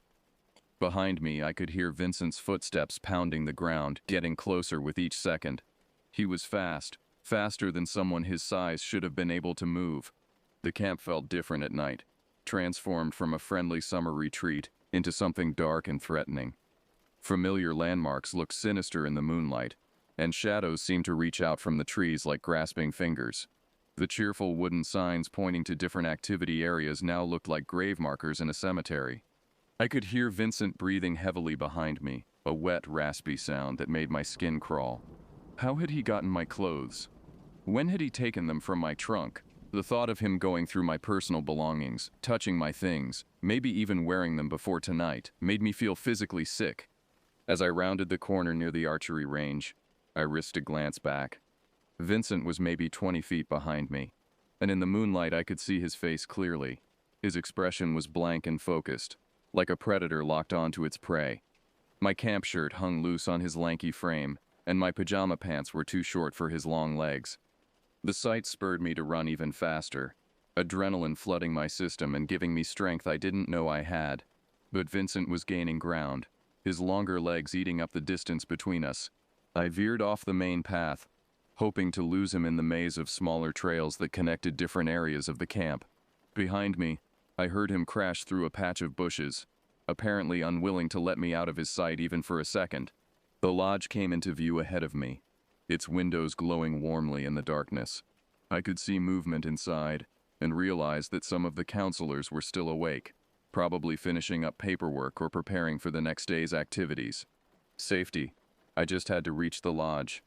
But as I sprinted across the open area in front of the building, Vincent's hand suddenly grabbed the back of my shirt.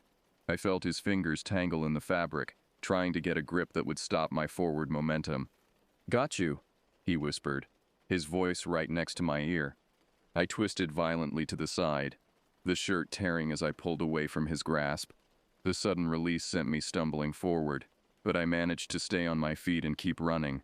Behind me, I heard Vincent curse, the first time I'd heard him express any real emotion. I burst through the main door of the lodge with such force that it slammed against the wall.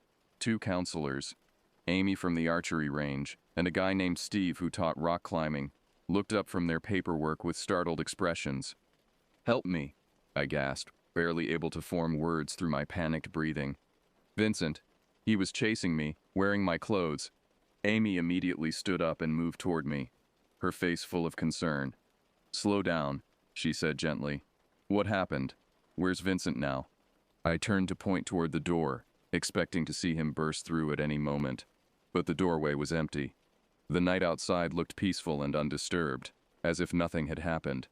"He was right behind me," I said, confusion mixing with my fear. "He was wearing my pajamas and my camp shirt. He grabbed me." Steve walked to the door and looked outside, scanning the area around the lodge. "I don't see anyone," he said, but his voice carried a note of concern rather than disbelief. Amy knelt down to my level, her eyes serious and focused. "Start from the beginning," she said. "Tell us exactly what happened." I poured out the whole story. Vincent's creepy behavior all week, him watching us from the trees, sitting in our cabin at night, and finally the terrifying encounter in the bathroom. Amy and Steve listened without interrupting, their expressions growing more troubled with each detail. When I finished, Amy and Steve exchanged a look that told me they believed what I was saying. "This is serious," Steve said quietly.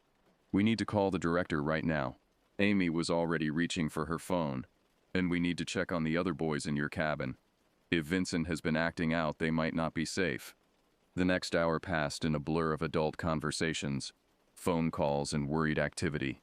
The camp director arrived within minutes, still wearing her pajamas but alert and focused. She listened to my story again, taking notes and asking specific questions about dates and times. Other counselors were dispatched to check on all the cabins in our area. They found Tyler and the rest of my cabin mates safe but awake and frightened. Apparently, Vincent had returned to the cabin shortly after I'd left, and had been acting even more erratically than usual, pacing around the room and muttering to himself. When the counselors had asked him where I was, he'd claimed not to know, and had seemed agitated by the question. Connor later told me that Vincent had been wearing his regular clothes when the counselors found him, with no sign of my camp shirt or pajamas anywhere. A thorough search of Vincent's quarters revealed my missing clothes folded neatly in his dresser drawer, along with several other items that belonged to different campers. A baseball cap, a sweatshirt, some socks. It was like he'd been collecting trophies. The camp director made the decision to remove Vincent from his position immediately. Security officers from the local sheriff's department were called, and Vincent was escorted off the property that same night. I never saw him again, but I heard from Amy that he'd gone quietly, almost like he'd been expecting it. The camp director arranged for me to spend the remainder of the night in a spare room at the lodge, with Amy staying nearby in case I needed anything. She brought me hot chocolate and sat with me while I tried to process what had happened. "You did the right thing by telling us," she said. "I know it must have been scary, but you probably prevented something much worse from happening." I wanted to ask what she meant by much worse, but part of me didn't want to know. My imagination was already working overtime, creating scenarios that made my stomach churn. Amy explained that Vincent had been hired just 2 weeks before camp started, when their original counselor had to withdraw due to a family emergency. The rushed hiring process had apparently skipped some of the usual background checks and reference calls. "We're going to be implementing much stricter screening procedures," she assured me. "This should never have happened." I barely slept that night, despite feeling safer in the lodge than I had in days. Every small sound made me jump, and I kept expecting to see Vincent's pale face appearing at the window. Amy checked on me several times, and her presence was reassuring, but the fear had settled deep into my bones. My parents arrived early the next morning, having driven through the night after receiving the camp director's call. Mom looked pale and shaken, while Dad's jaw was set in that way that meant he was furious but trying to stay calm for my sake. The camp director met with them privately first, explaining the situation and the steps they were taking to address it. When they finally came to see me, Mom wrapped me in the tightest hug of my life. "We're so sorry," she whispered into my hair. "We should have known. We should have protected you." "It's not your fault," I said, and I meant it. None of us could have predicted Vincent's behavior based on a few minutes of interaction during registration.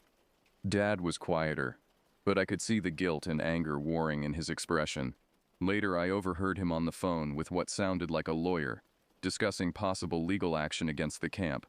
Tyler came to say goodbye before I left, and I could see that he was struggling with his own guilt about the situation. "I should have insisted we tell someone sooner," he said. "When you said he was watching us, I should have taken it more seriously." "We were just kids," I replied. "We didn't know what to do." Hannah and Madison also came to see me off, both looking shaken but relieved that I was okay. Hannah hugged me and made me promise to stay in touch, while Madison pressed a folded piece of paper into my hand with her phone number written on it. "Call me if you need to talk," she said, "about anything." The drive home was long and quiet. My parents asked a few gentle questions about my experience, but mostly they just let me process everything at my own pace. I stared out the window at the passing landscape, trying to reconcile the beautiful mountain scenery with the nightmare I'd just lived through. About a week after I got home, Tyler called with an update from camp. Vincent had never returned to the campground, and no one seemed to know where he'd gone. The local police had opened an investigation, but with no physical evidence of assault and Vincent's sudden disappearance, there wasn't much they could do. The camp had brought in counselors from other facilities to finish out the session, and Tyler said the remaining days had been much more normal, but he also admitted that the experience had been ruined for him. "I keep thinking about what might have happened if you hadn't gotten away," he said. "What if he'd caught you in the bathroom? What if you hadn't been able to outrun him?" Those were the same questions that kept me awake at night. Months later, I learned from Amy, who had stayed in touch with my family, that Vincent's background check had finally been completed. He had no criminal record, but there had been complaints at his previous job, a summer day camp in another state, about inappropriate behavior around children. Nothing that had risen to the level of criminal charges, but enough to make them decide not to invite him back. If Pine Ridge Camp had done their due diligence, they would have discovered this information before hiring him. I never went to overnight camp again. The thought of being away from home, vulnerable and dependent on adults I didn't know well, was too terrifying. Even day camps made me nervous for several years afterward. But perhaps the most lasting impact was how the experience changed my relationship with trust and authority. I learned that adults aren't always safe, that people in positions of responsibility can abuse their power, and that sometimes you have to advocate for yourself even when you're scared. I also learned to trust my instincts. When something feels wrong, it usually is. When someone's behavior makes you uncomfortable, you don't have to rationalize it away or give them the benefit of the doubt. Your safety is more important than being polite. It's been 2 years since that week at Pine Ridge Camp, and I still occasionally have nightmares about Vincent. Sometimes I dream that he's still out there somewhere, wearing someone else's clothes and watching other children with those dead predatory eyes. The camp director sent us a letter 6 months later, explaining that they'd implemented comprehensive background check procedures and additional training for all staff members. She expressed her regret about what had happened, and emphasize their commitment to ensuring the safety of all campers. But for me, the damage was already done. The illusion of safety that every child deserves to have had been shattered, replaced by the knowledge that monsters sometimes wear ordinary faces and carry clipboards and whistles.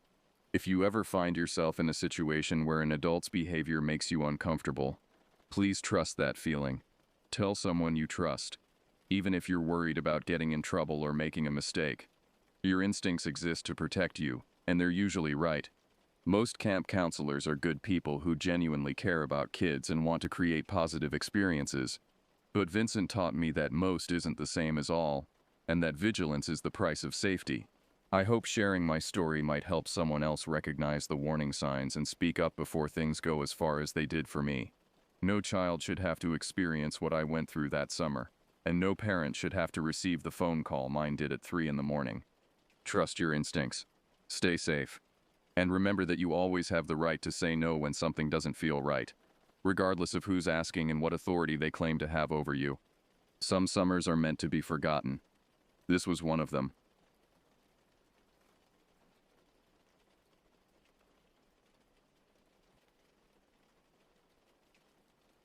My name is Barry Cooper, and I am 70 years old. What I'm about to tell you happened to me on August 17th, 19... Back then, I was just an ordinary guy working a 9-to-5 job in Chicago. There was nothing special about me, really. I like to spend my weekends out in nature, camping, and getting away from the hustle and bustle of city life. This particular time, I decided to venture out to a place called Medicine Bow National Forest in Wyoming. It was quite a long drive, but I was up for the adventure. I hit the road in my old RV, which I had affectionately named Betsy. Betsy had been with me through thick and thin, rain, snow, and sunshine. She wasn't the prettiest vehicle out there, but she got the job done. I left Chicago early on a Friday morning, with a thermos full of coffee and a playlist of classic rock to keep me company. The drive was long, but I enjoyed watching the landscape change as I headed west. The flat prairies of Illinois gave way to the rolling hills of Iowa, then the rugged terrain of Nebraska, and finally the majestic mountains of Wyoming. By the time I reached the forest, it was late afternoon. The place was as beautiful as I'd imagined, maybe even more so. Tall pines stretched towards the sky, their branches swaying gently in the breeze. The air was crisp and clean, filled with the scent of pine and wild herbs. I found a secluded spot by a small lake to set up camp. There were no other campers in sight, which was just the way I liked it. I parked Betsy, stretching my legs after the long drive.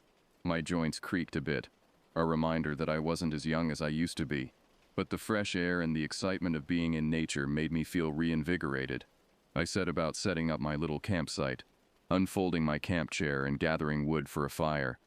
That first night was peaceful.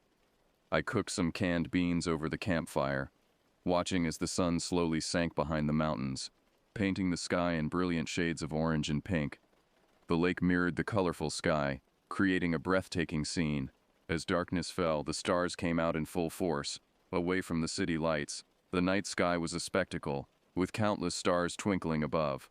I sat there for a while, sipping on a beer and marveling at the beauty of it all.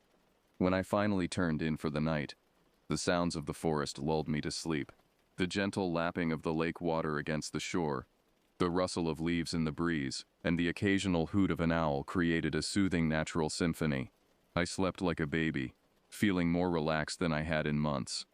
The next morning I woke up with the sun. After a quick breakfast of instant oatmeal and coffee, I decided to go for a hike. I packed a small bag with some water, trail mix, a couple of sandwiches, and my trusty Swiss Army knife. I also grabbed my old Kodak camera, hoping to capture some of the beautiful scenery. I set off into the woods, following a trail that seemed to be used mostly by animals. The forest was alive with activity. Squirrels chattered in the trees, birds sang their morning songs, and occasionally I'd catch a glimpse of a rabbit darting through the underbrush. I took my time, stopping often to admire the wildflowers that dotted the forest floor, or to watch a butterfly flit from bloom to bloom. As I hiked deeper into the forest, the trees grew denser, and the light took on a green, filtered quality. It was cooler here, and the air felt damper. I came across a small clearing where a fallen log provided a perfect spot for a rest. I sat down, munching on my trail mix, and taking in the peacefulness of my surroundings. It was then that I noticed something odd. There were footprints in the soft earth near the log. They were large prints, much bigger than my own, and they didn't look like they belonged to any animal I knew. They were almost human-like, but too big and too spaced out. I leaned in for a closer look, feeling a slight chill despite the warm day. I tried to rationalize it. Maybe it was just a very large person who had passed through recently.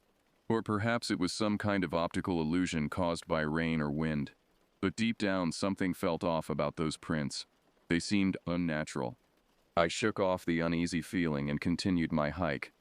But I couldn't help noticing that the forest seemed quieter now. The bird songs had faded, and even the rustling of small animals in the underbrush had ceased. It was as if the whole forest was holding its breath. As the sun started to dip lower in the sky, casting long shadows through the trees, I realized I should head back to camp. I turned around, following the same path I had taken earlier. But something felt different. The friendly, welcoming forest of the morning now seemed oppressive and watchful. Every shadow seemed to hide something, and every rustle of leaves made me jump. I picked up my pace, eager to get back to the safety of Betsy before dark. The growing darkness played tricks on my eyes. More than once, I thought I saw movement out of the corner of my eye, only to turn and find nothing there. When I finally reached my campsite, I noticed something was off. My campfire, which I had completely extinguished before leaving, looked like it had been tampered with. The ashes were scattered, and there were sticks arranged in a strange pattern around it. It wasn't anything I recognized, certainly not something I had done. I felt a chill run down my spine. Had someone been here while I was gone? Or was it just some local kids playing a prank? I tried to shake off the unease and went about making dinner, but I couldn't help glancing around as I cooked, half expecting to see someone watching me from the trees. As night fell, the forest came alive with sounds. But they weren't the peaceful noises of the previous evening. These sounds were different, deeper, more ominous. The hoot of an owl sounded more like a warning than a greeting. The rustle in the bushes seemed too heavy to be a small animal. That night, sleep didn't come easy. Every little noise outside seemed amplified in the stillness of the night. I tossed and turned, unable to shake the feeling that something was out there, watching and waiting. Around midnight, I heard something that made my blood run cold. It was a low rumbling sound, almost like a growl, but deeper and more resonant than any animal I'd ever heard. I sat up in my bed, heart pounding, and listened. The sound came again, closer this time. I grabbed my flashlight and knife, trying to steady my shaking hands. I didn't have a gun, never felt the need for one before. Now, I was regretting that decision. I crept to the window and shone the flashlight outside. The beam cut through the darkness, illuminating the trees and the empty campsite. Then I saw it. A figure standing at the edge of the clearing, just beyond the reach of my flashlight. It was tall, much taller than any person I'd ever seen, with broad shoulders and long limbs. The light reflected off its eyes, which glowed an eerie yellow. "Who's there?" I called out, my voice trembling. The figure didn't move, just stood there, watching. I took a step back, my mind racing. Was it some kind of animal? A bear, maybe? But no, it didn't move like any bear I'd ever seen. I decided to stay inside and lock the doors, hoping it would go away. I spent the rest of the night sitting in the driver's seat, clutching my knife and listening to the sounds outside. The growling continued intermittently, sometimes closer, sometimes farther away. It was as if whatever was out there was circling my RV, testing for weaknesses. Eventually the growling stopped, and I must have dozed off from sheer exhaustion. When I woke up, the sun was already high in the sky. I cautiously stepped outside, looking for any sign of the creature. There were more footprints around the camp, larger and more defined than the ones I'd seen on the trail. They circled the RV, just as I'd imagined during the night. I knew I couldn't stay there any longer. Whatever was out there, it wasn't natural, and it wasn't friendly. I started packing up my things, my hands shaking as I tried to work quickly.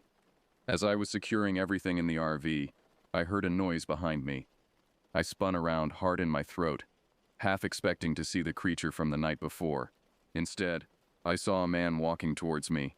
He was dressed in old, tattered clothes, his face weathered and lined. He had a rifle slung over his shoulder. "Morning," he said, his voice gruff. "You look like you've seen a ghost." "Something like that," I replied. trying to keep my voice steady. "Who are you?" "Name's Hank," he said. "I live in a cabin a few miles from here. Saw your RV and thought I'd come check it out. Not many folks come this way." I nodded, grateful for the company of another human being. "Raymond," I introduced myself. "I had a strange night." Hank raised an eyebrow. "Strange? How?" I told him about the footprints and the growling, about the figure I'd seen in the dark. He listened, his expression growing more serious with each word. "You're lucky you're still in one piece," he said when I finished. "There's something out here, something not quite natural. Folks around here call it the Wendigo." "The Wendigo," I repeated, the name sending a shiver through me. "What is it?" "Some kind of creature. Half man, half beast," Hank explained. "It's been around these parts for generations. Most people don't believe in it, but I've seen things, heard things." He trailed off, looking into the distance. "Best thing you can do is get out of here and don't come back." I didn't need any more convincing. I thanked Hank and finished packing up. As I drove away, I couldn't shake the feeling that I was being watched. The trees seemed to close in around me, and the shadows grew longer. It was a relief when I finally hit the main road and left the forest behind. Back in Chicago, life went on as usual, but I couldn't forget what had happened. I told a few friends, but they just laughed it off, saying I must have imagined it. Maybe they were right, but deep down, I knew what I'd seen was real. I never went back to Medicine Bow. The memory of that night still haunts me. The sight of those glowing eyes and the sound of that inhuman growl. I don't know what it was, and I hope I never find out. A few months later, I heard about a hiker who went missing in that same forest. The search parties found no trace of him, just his abandoned campsite and those same strange footprints. I couldn't help but wonder if he had encountered the same creature. I suppose we'll never know for sure. All I can do is share my story and hope that others take it seriously. There are things out there in the wilderness that defy explanation, things that we may never understand. For me, the forest is no longer a place of peace and solitude. It's a place of shadows and whispers, a place where something ancient and malevolent still roams. The name Hank mentioned, the Wendigo, stuck with me. It's a name that carries a weight, a sense of dread. It's not just a name, it's a warning. So if you ever find yourself in the deep woods, far from civilization, keep your eyes open and your wits about you. You never know what might be watching from the darkness. And if you hear a deep, inhuman growl in the night, don't investigate. Run. Run as fast and as far as you can. That's my story. A cautionary tale from an old camper who learned the hard way that some legends are rooted in truth. If you ever hear the name Wendigo, remember my words and steer clear. Some mysteries are better left unsolved, some creatures better left unseen. As I sit here now, years later, I can still feel the chill of that night. The memory hasn't faded, and I doubt it ever will. Sometimes, on quiet nights, I think I can hear that growl again carried on the wind. And I wonder, not for the first time, if what I encountered in those woods is still out there, waiting for its next victim. I've never told this story in full before, and I probably never will again, but I hope that by sharing it, I might save someone else from experiencing what I did. The wilderness is beautiful, but it's also dangerous, and sometimes the greatest dangers are the ones we can't explain. So the next time you're planning a camping trip, remember my story. Enjoy nature, but respect it too, and always, always be aware of your surroundings, because you never know what might be lurking just beyond the light of your campfire.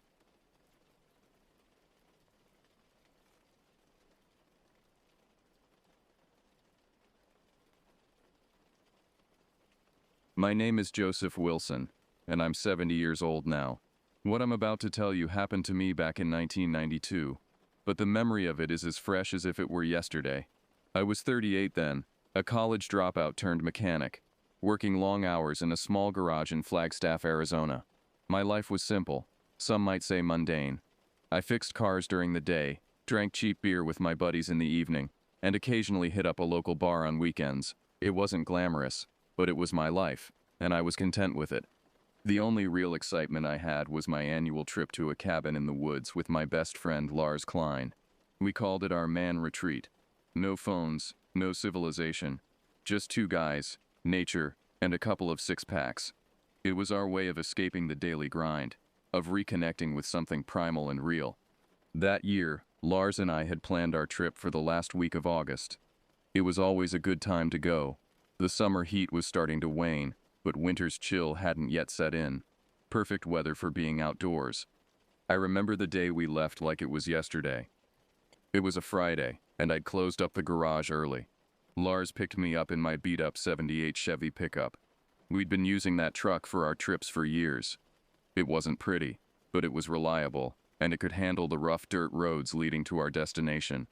"Ready for another wild adventure, Vern?" Lars asked as I tossed my duffel bag into the truck bed. He always called me Vern, a nickname that stuck from our high school days.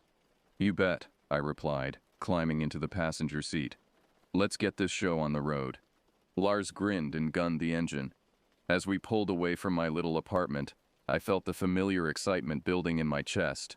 For the next week, we'd be free from all the pressures and monotony of our everyday lives. We headed northeast out of Flagstaff. The San Francisco peaks receding in the rearview mirror. Our destination was a remote cabin near the Mogollon Rim that Lars's uncle owned. It was a modest place, more like a glorified shack, but it had character, and most importantly, it was isolated. The drive took about 3 hours, the last hour of which was on increasingly rough and narrow dirt roads. Lars navigated them expertly, having made this trip so many times before. As we bounced along, the forest grew denser around us, towering ponderosa pines blocking out much of the late afternoon sun. "This is where we can truly unplug," Lars said, echoing a sentiment he expressed every year. "No cell phones, no TV, no bosses or customers, just us in the great outdoors." I nodded in agreement, already feeling the tension of the past few months melting away. There was something about being out here, surrounded by nature, that put everything else into perspective. We arrived at the cabin late in the afternoon, the sun already starting to dip behind the pines. The cabin stood in a small clearing, a simple wooden structure that had weathered countless seasons. Its dark wood blended with the surrounding forest, as if it had grown naturally from the ground. As usual, the first thing we did after unloading our gear was crack open a couple of beers. It was tradition, our way of officially starting the retreat. "To another year of survival," Lars toasted, raising his can. "And to a week of peace and quiet," I added, clinking my can against his. We stood on the small porch, sipping our beers and surveying our kingdom for the next week. The cabin was basic. One big room with a couple of cots, a small kitchen area, and an ancient wood stove. The outhouse was about 50 yards away, down a little path that always gave me the creeps, especially at night. "Hey Vern, you remember to bring the fishing rods?" Lars called from inside the cabin where he was unpacking. "Yeah, they're in the truck with the rest of the stuff," I shouted back. "We'll get them in the morning." We spent that first evening sitting on the porch, watching the stars come out, talking about nothing and everything. Lars and I had been friends since high school. He was the outgoing one, always full of energy and ideas, while I was more of a laid-back kind of guy. Opposites attract, I guess. As the night wore on, the forest around us came alive with sounds. The hoot of an owl, the rustle of small animals in the underbrush. It was a symphony of nature, so different from the constant hum of traffic and humanity back in Flagstaff. "You know," Lars said, his voice soft in the darkness, "sometimes I think about just staying out here, leaving everything behind and living off the land." I chuckled. "You'd last about a week before you started missing your TV and microwave." He laughed too, but there was a wistful note in it. "Yeah, you're probably right. But still, there's something about this place, isn't there? Something, I don't know, pure maybe." I knew what he meant. Out here, stripped of all the trappings of modern life, you could feel a connection to something older, something that ran deep in our bones. It was exhilarating, and a little scary at the same time. As we headed to our cots that night, I felt a sense of contentment wash over me. This was exactly what I needed, a break from the world, a chance to recharge. Little did I know that this trip would turn out to be anything but relaxing. The next morning dawned bright and clear. I woke to the smell of coffee brewing. Lars was always the early riser between us. I stumbled out of my cot, stretched, and made my way to the small kitchen area where Lars was busy frying up some bacon. "Morning, sunshine." He grinned, handing me a steaming mug of coffee. "Sleep well?" I grunted in response, taking a grateful sip of the strong brew. "Like a log. You?" Same, he replied, turning back to the stove. I was thinking we could hike down to the lake today, do some fishing. What do you think? It sounded perfect to me. After a hearty breakfast of bacon, eggs, and toast, we packed some sandwiches and beers into our backpacks, grabbed the fishing rods from the truck, and set off. The hike to the lake was about 3 miles, mostly downhill. It was one of those perfect mornings, clear blue sky, birds singing, the smell of pine in the air. We hiked through the woods, talking and laughing, catching up on all the little things we'd missed in each other's lives over the past year. The lake, when we reached it, was a sight to behold. Crystal clear water surrounded by trees, their reflections creating a mirror image on the calm surface. We found a good spot on the shore, baited our hooks, and cast our lines. Fishing, for us, was less about actually catching anything and more about the act itself. The peace of sitting by the water, the gentle rhythm of casting and reeling. We spent most of the day there, catching nothing but enjoying every minute of it. As the sun began to set, painting the sky in brilliant oranges and pinks, we packed up and started the hike back to the cabin. The return journey was mostly uphill, and we were both feeling the strain by the time we were about halfway there. That's when it happened. Lars, who was a few steps ahead of me, suddenly stopped dead in his tracks. "Did you hear that?" he asked, turning his head towards the dense forest to our right. I paused, straining my ears. "Hear what?" I thought I heard something, like a branch snapping. I listened intently but could hear nothing out of the ordinary. "Probably just a deer or something," I said, trying to sound nonchalant. But there was something in Lars's voice, a note of unease that sent a shiver down my spine. Lars shrugged, and we continued walking. But I could tell he was a little spooked. To be honest, so was I. There was something unsettling about the silence that had fallen over the woods. It was like the forest was holding its breath, waiting for something to happen. We made it back to the cabin just as it was getting dark. The familiar sight of the weathered wooden structure should have been comforting, but somehow in the gathering gloom, it looked more ominous than welcoming. We built a fire in the old wood stove, cooked up some canned beans and hot dogs, and tried to shake off the weird feeling from the hike, but it lingered like a shadow at the edge of our minds, tainting our usual easy camaraderie with an undercurrent of tension. That night, I had trouble sleeping. Every time I started to drift off, I'd jerk awake, sure I'd heard something, a rustling outside, a faint tapping sound. I told myself it was just my imagination working overtime, fueled by the strange atmosphere of the day. But I couldn't shake the feeling that something was out there, watching us. When morning finally came, I was exhausted. Lars didn't look much better. There were dark circles under his eyes, and he was quieter than usual. We decided to stay close to the cabin that day, chopping wood and doing some minor maintenance that Lars's uncle had asked us to take care of. Around midday, Lars went to use the outhouse. I stayed behind to clean up the tools we'd been using. After about 10 minutes, I heard him shout, "Vern, get out here." There was an urgency in his voice that had me dropping everything and running down the path to the outhouse. When I reached it, Lars was standing outside, pale as a ghost, holding a piece of paper in his shaking hand. "What's wrong?" I asked, looking around nervously, half expecting to see some kind of threat. Wordlessly, he handed me the paper. It was old and weathered, the edges crumbling slightly. On it, written in shaky handwriting, were 5 words that made my blood run cold. "Stay away. Danger in the woods." "Where did you find this?"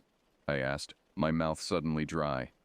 "It was stuck to the inside of the outhouse door," Lars said, his voice barely above a whisper, hidden behind some old cobwebs. "Jesus, Vern, what the hell is going on?"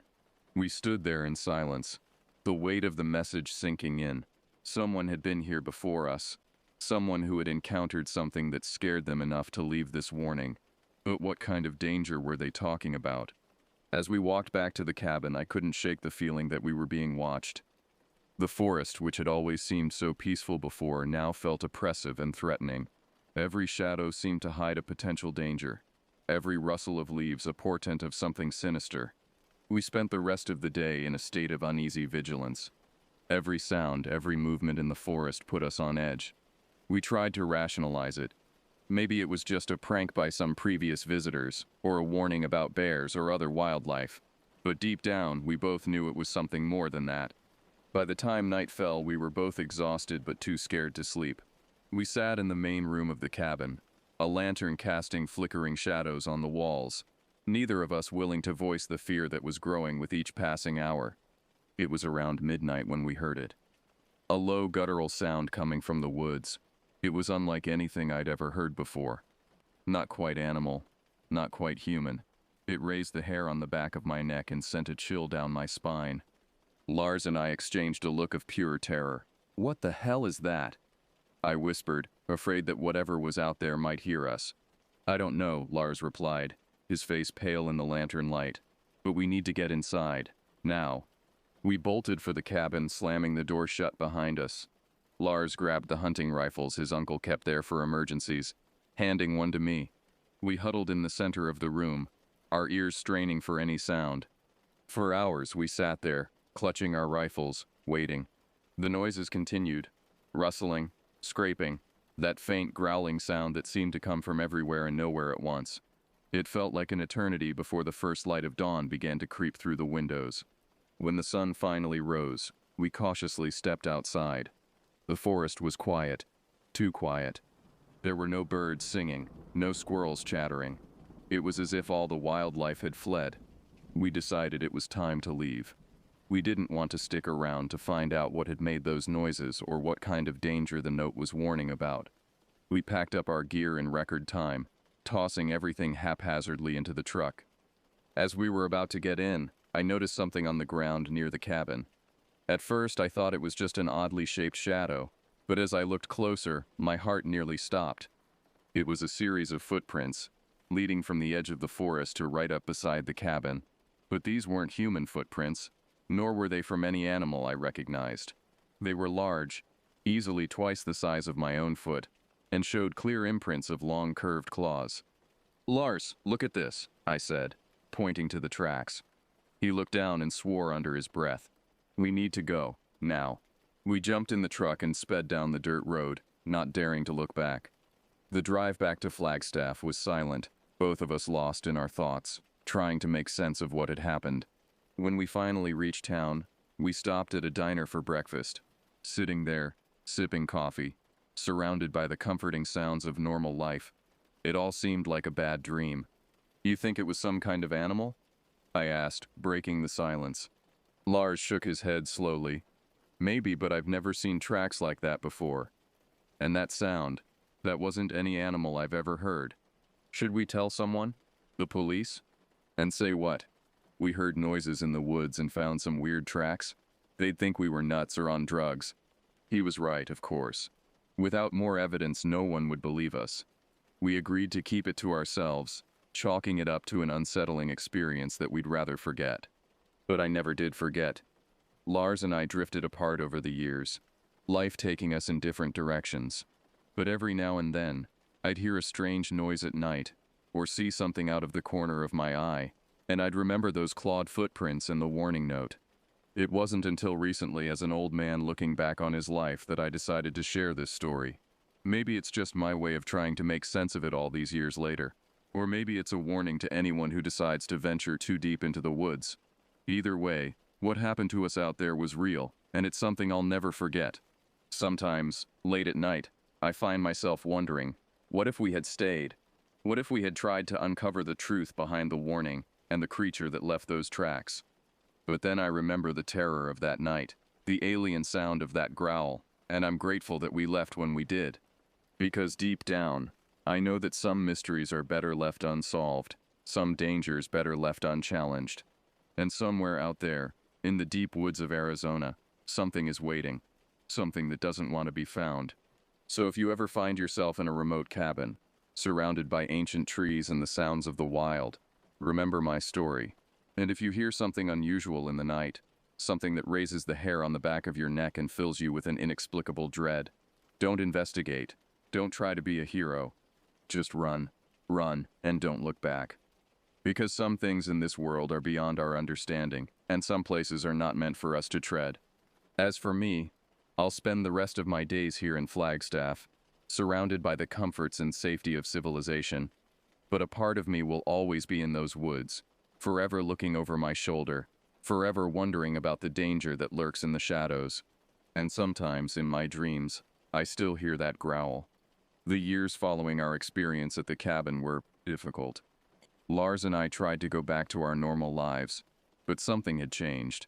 It was as if a veil had been lifted, revealing a world far more mysterious and dangerous than we had ever imagined. For months after the incident, I couldn't sleep without a light on. Every creak of my apartment building, every rustle outside my window, sent my heart racing. I'd wake up in cold sweats, the echo of that inhuman growl ringing in my ears. Lars didn't fare much better. He threw himself into his work, pulling longer and longer hours at his construction job. When we did meet up for a beer, which became increasingly rare, I could see the haunted look in his eyes. We never spoke about what happened at the cabin, but it hung between us like an invisible barrier. About a year after our trip, Lars called me late one night. His voice was slurred, and I could tell he'd been drinking. "Vern," he said, his words running together. "I can't take it anymore. I keep seeing things, man. Shadows moving where they shouldn't. And that sound, I can still hear it." I tried to calm him down, told him it was just his imagination playing tricks on him. But even as the words left my mouth, I knew they were a lie, because I had been seeing things too. Just glimpses, really. A flash of movement in my peripheral vision. A dark shape darting between trees when I drove past the forest. Once I could have sworn I saw a set of glowing eyes staring at me from a dark alley. But every time I turned to look directly, there was nothing there. Lars and I made a pact that night. We agreed to never go camping again, to stay away from the forests and the wild places. We told ourselves it was for the best, that we were just being sensible. But deep down, we both knew the truth. We were scared. Life went on, as it tends to do. I continued working at the garage, eventually saving up enough to buy the place when the old owner retired. Lars got married, had a couple of kids. We drifted apart, our friendship a casualty of the unspoken terror we both carried. But I never forgot. How could I? Every time I heard about a hiker going missing in the woods, or a camper found dead under mysterious circumstances, my mind would race back to that night, to those tracks in the dirt, to that bone-chilling growl. I tried to research similar incidents, spending countless nights hunched over my computer, scouring news archives and paranormal forums. I found stories, sure, tales of creatures in the woods, of sounds that couldn't be explained, but nothing concrete, nothing that could prove what we had experienced was real. As the years passed, I began to doubt myself. Maybe it had been just an animal, something ordinary that our fear-addled minds had turned into something monstrous. Maybe the note had been a prank, the tracks a misidentification. I almost managed to convince myself. Almost. It was nearly 30 years after our experience when I saw Lars again. I was closing up the garage for the night when a battered pickup truck pulled into the lot. At first, I didn't recognize the gray-haired man who stepped out. But then he smiled, and I saw the ghost of my old friend.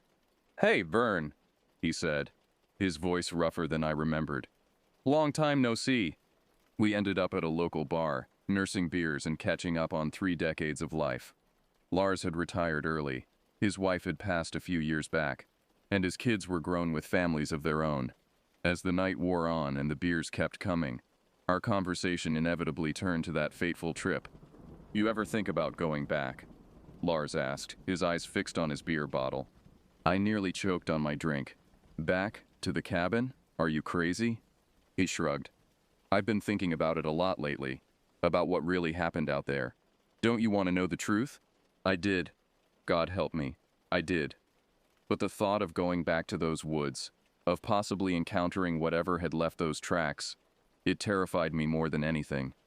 "We're old men now, Lars," I said, trying to keep my voice steady. "Whatever's out there, we're in no shape to face it." He nodded slowly, a wry smile on his face. "Yeah, you're probably right. But sometimes I wonder, what if we had stayed? What if we had tried to find out what it was?" We sat in silence for a while, each lost in our own thoughts. Finally, Lars stood up, fishing his keys out of his pocket. "Well, it was good seeing you, Vern," he said. "Take care of yourself." I watched him walk out of the bar, a strange feeling settling in my gut. It felt like goodbye, somehow final in a way. Our gradual drifting apart had never been. 2 weeks later, I got the call. Lars's truck had been found abandoned near the old logging road that led to the cabin. There was no sign of Lars himself. The police conducted a search, of course. They combed the woods for days but found nothing. No tracks, no torn clothing, no signs of a struggle. It was as if Lars had simply vanished into thin air. I knew better, though. In my heart, I knew exactly what had happened. Lars had gone back, driven by the same need for answers that had been gnawing at both of us for decades. And whatever was out there in those woods, it had been waiting. That was 5 years ago. I'm an old man now. My days of adventure long behind me. But I can't shake the feeling that this story isn't over yet. That's why I'm writing this all down, I suppose. As a record, a warning, and maybe, just maybe, as a call for help. Because sometimes, late at night, when the wind is howling and the shadows seem to move on their own, I think I can hear something. A low guttural sound, barely audible but unmistakable. And I wonder, is it coming for me next? So I leave you with this, dear reader. If you ever find yourself in the forests of Arizona, near the Mogollon Rim, be careful. And if you hear something in the night, something that makes your blood run cold and your heart stop in your chest, don't investigate. Don't try to be brave. Run. Run as fast and as far as you can, and pray that it's not already too late. Because out there in the dark, something is waiting. Something old, something hungry. Something that has all the time in the world. And it remembers. Oh yes, it remembers.